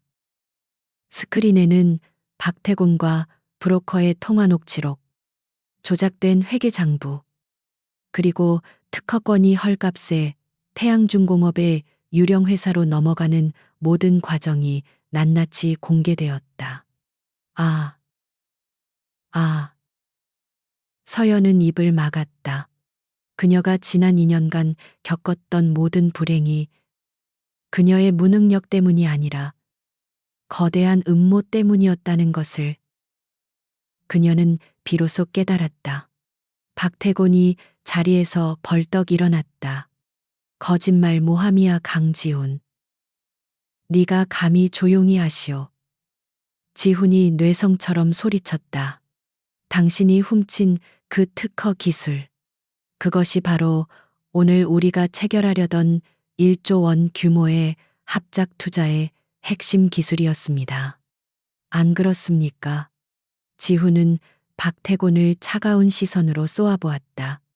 그리고 기자들의 카메라를 향해 JK그룹의 운명을 건 그의 마지막 행동을 선언했다. JK그룹은 오늘부로 태양중공업과의 1조 원 규모의 합작 투자를 전면 파기합니다. 강당이 무너질 듯한 충격에 휩싸였다. 1조 원. 회사의 1년치 예산에 맞먹는 금액이었다. 회장 미쳤어. 주가를 포기하겠다는 거야. 이건 배임이야. 주주들이 절규했다. 지훈은 그 모든 절규를 정면으로 받아내며 마이크에 대고 외쳤다. JK그룹은 도둑과 거래하지 않습니다. JK그룹은 선량한 디자이너의 피눈물 위에 우리의 미래를 세우지 않을 것입니다. 이 결정으로 인한 모든 재정적 손실은 총수인 제가 책임지겠습니다. 그의 선언은 대한민국 재계 전체를 충격에 빠뜨렸다. 이것은 자선이 아니었다. 이것은 자비를 넘어선 모든 것을 건 정의의 실현이었다. 지우는 단상에서 내려왔다. 그는 경악과 혼란에 빠진 주주들과 이미 검찰 수사관들에게 연행되고 있는 박태곤을 지나쳐 멍하니 앉아있는 서연에게로 걸어왔다. 그는 20년 전에 그 소년처럼 그녀 앞에서 한쪽 무릎을 꿇었다. 그는 카메라 플래시 세례 속에서 그녀의 차가운 손을 잡았다. 이것이 당신의 정식 임명장입니다. 이서연 팀장. 그는 돈이나 권력이 아니라 그녀가 잃어버렸던 명예와 진실을 되찾아 주었다. 당신의 이름은 깨끗해졌습니다. 당신 남편의 억울함은 풀렸습니다. 이제 돌아와 주시겠습니까? 서연은 그제야 2년 동안 단 한 번도 흘리지 못했던 억울함과 슬픔 그리고 구원의 눈물을 터뜨렸다. 다음 날 대한민국은 말 그대로 발칵 뒤집혔다. 강지훈 회장의 1조 원짜리 정의 선언은 단순한 기업 뉴스가 아닌 사회 현상 그 자체가 되었다. JK그룹의 주가는 개장과 동시에 폭락했지만 그것은 단 10분뿐이었다. 그가 도둑과는 거래하지 않겠다고 선언한 영상이 퍼져나가자 오히려 개인 투자자들의 정의경영 매수 운동이 벌어지는 기현상이 발생했다. JK그룹의 이름은 실시간 검색어 1위에서 내려올 줄 몰랐다. 언론은 강지훈을 황태자의 가면을 쓴 냉혈한에서 모든 것을 걸고 정의를 실현한 로맨티스트 CEO로 재평가하기 시작했다. 태양중공업의 박태곤 회장은 그 자리에서 연행되어 조사를 받았고 2년 전의 모든 추악한 음모가 낱낱이 밝혀졌다. 여론은 2년 전 억울하게 죽은 천재 디자이너 부부의 사연에 분노했고 그들의 유일한 생존자인 이서연과 그녀의 딸에게 응원과 동정의 메시지를 보냈다. 이 모든 폭풍의 한가운데 이서연은 더 헤리티지 호텔의 펜트하우스 창가에 서 있었다. 그녀는 태블릿 PC를 통해 자신과 남편의 이름이 실시간으로 결백으로 재조명되는 것을 멍하니 바라보았다. 2년 동안 그녀를 짓눌렀던 사기꾼의 아내라는 굴레가 단 하루 만에 벗겨지고 있었다. 그녀는 그제야 지난밤 강지훈이 단상 아래에서 그녀에게 내밀었던 그 손이 단순한 동정이나 보상이 아니었음을 깨달았다. 그것은 약속의 이행이었다. 그녀는 어제 호텔로 돌아온 후 처음으로 미나를 껴안고 깊은 잠을 잤다. 빚쟁이가 문을 두드리는 악몽도 2년 전 남편의 장례식장 풍경도 나오지 않았다. 그리고 아침이 밝았을 때 그녀는 결심했다. 그녀는 더 이상 피해자 이서연으로 숨어 지내지 않을 것이다. 그녀는 수석 디자이너 이서연으로서 강지훈이 아니 민준이가 그녀에게 돌려준 그 자리에 설 것이다. 남편의 명예와 그녀 자신의 자존심을 위해서 그녀는 호텔 방을 나왔다. 어제 입었던 그 단정한 비즈니스 슈트 차림 그대로였다. 그녀는 JK타워 1층 로비, 직원용 출입구가 아닌 정중앙의 거대한 유리 회전문을 통과했다. 로비를 지나던 직원들이 그녀를 알아보고 일제히 고개를 숙였다. 어제까지 회장의 스캔들 상대로 수군거리던 그 눈빛이 아니었다. 그들의 눈에는 어제 주주총회의 모든 것을 지켜본 이들의 경외와 존경, 그리고 호기심이 담겨 있었다. 그녀는 77층으로 향하는 전용 엘리베이터에 올랐다.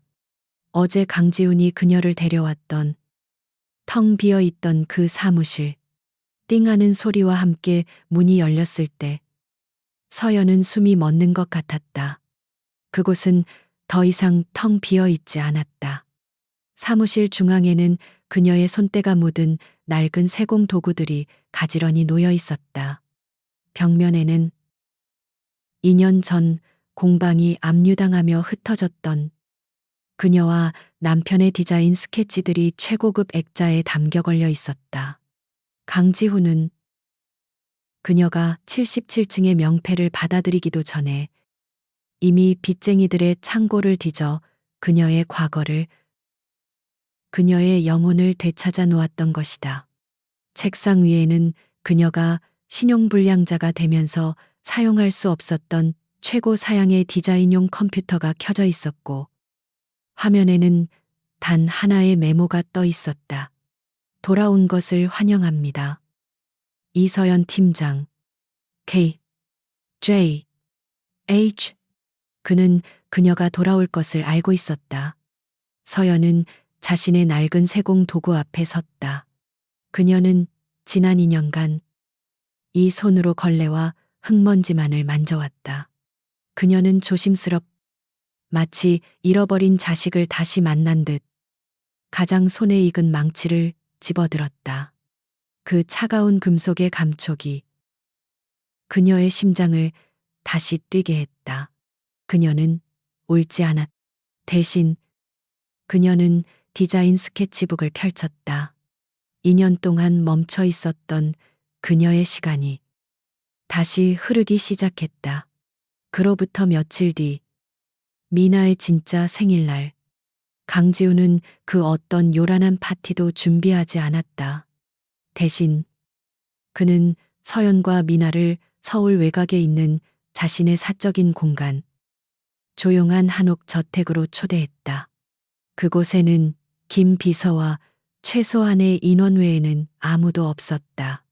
화려한 샹들리에 대신 처마 끝에 달린 풍경 소리가 울려 퍼지는 지극히 한국적이고 따뜻한 공간이었다. 미나는 태어나서 처음 보는 고즈넉한 한옥의 아름다움에 신이 나서 마당을 뛰어다녔다. 서연은 2년 전 남편과 함께 꿈꾸었던 언젠가 이런 집에서 살고 싶다고 말했던 그 풍경을 보며 만감이 교차하는 표정을 지었다. 그녀는 오늘 디자이너 이서연이 아닌 엄마 이서연의 모습으로 그곳에 섰다. 저녁 식사는 화려한 코스 요리가 아니었다. 지우는 흰 셔츠 소매를 걷어붙인 채 직접 끓인 따뜻한 소고기 미역국과 정갈한 한정식을 내놓았다. 미나는 옥탑방에서 먹었던 그 멀건 미역국과는 비교도 안 되는 깊은 맛에 맛있다를 연발했다. 서연은 그 모습에 그만 눈시울이 붉어졌다. 그리고 지훈이 미나의 식사가 끝날 때쯤 조심스럽게 말했다. 진짜 생일 선물. 그는 거실의 문을 활짝 열었다. 그리고 그곳에는 며칠 전 제과점 유리창 너머로 미나가 그토록 애처롭게 바라보던 핑크색 크림으로 만든 거대한 공주님 성 케이크가 촛불을 밝힌 채 서 있었다. 와, 미나는 비명을 지르며 케이크로 달려갔다. 서연은 그 케이크를 보는 순간 결국 눈물을 참지 못하고 주저앉았다. 옥탑방에서의 그 비참했던 밤, 멀건 미역국, 그리고 엄마 앞에서 애써 웃어 보이며 케이크는 맛없어 보인다고 말했던 너무 일찍 철이 들어버린 딸의 모습이 떠올랐다. 지우는 그녀의 곁으로 다가와 말없이 손수건을 건넸다. 그는 사과하지 않았다. 그는 그저 그녀가 겪었던 모든 고통의 순간들을 이렇게 하나씩 되돌려 놓으려 애쓰고 있었다. 미나야, 촛불 불기 전에 지우는 미나를 안아들고 서연을 일으켜 세웠다. 그는 케이크 옆에 놓아둔 아주 고급스러운 검은색 상자를 집어 서연에게 내밀었다. 이건 서연 씨 선물. 서연은 떨리는 손으로 상자를 열었다. 그 안에는 화려한 보석이나 다이아몬드 목걸이가 들어있지 않았다.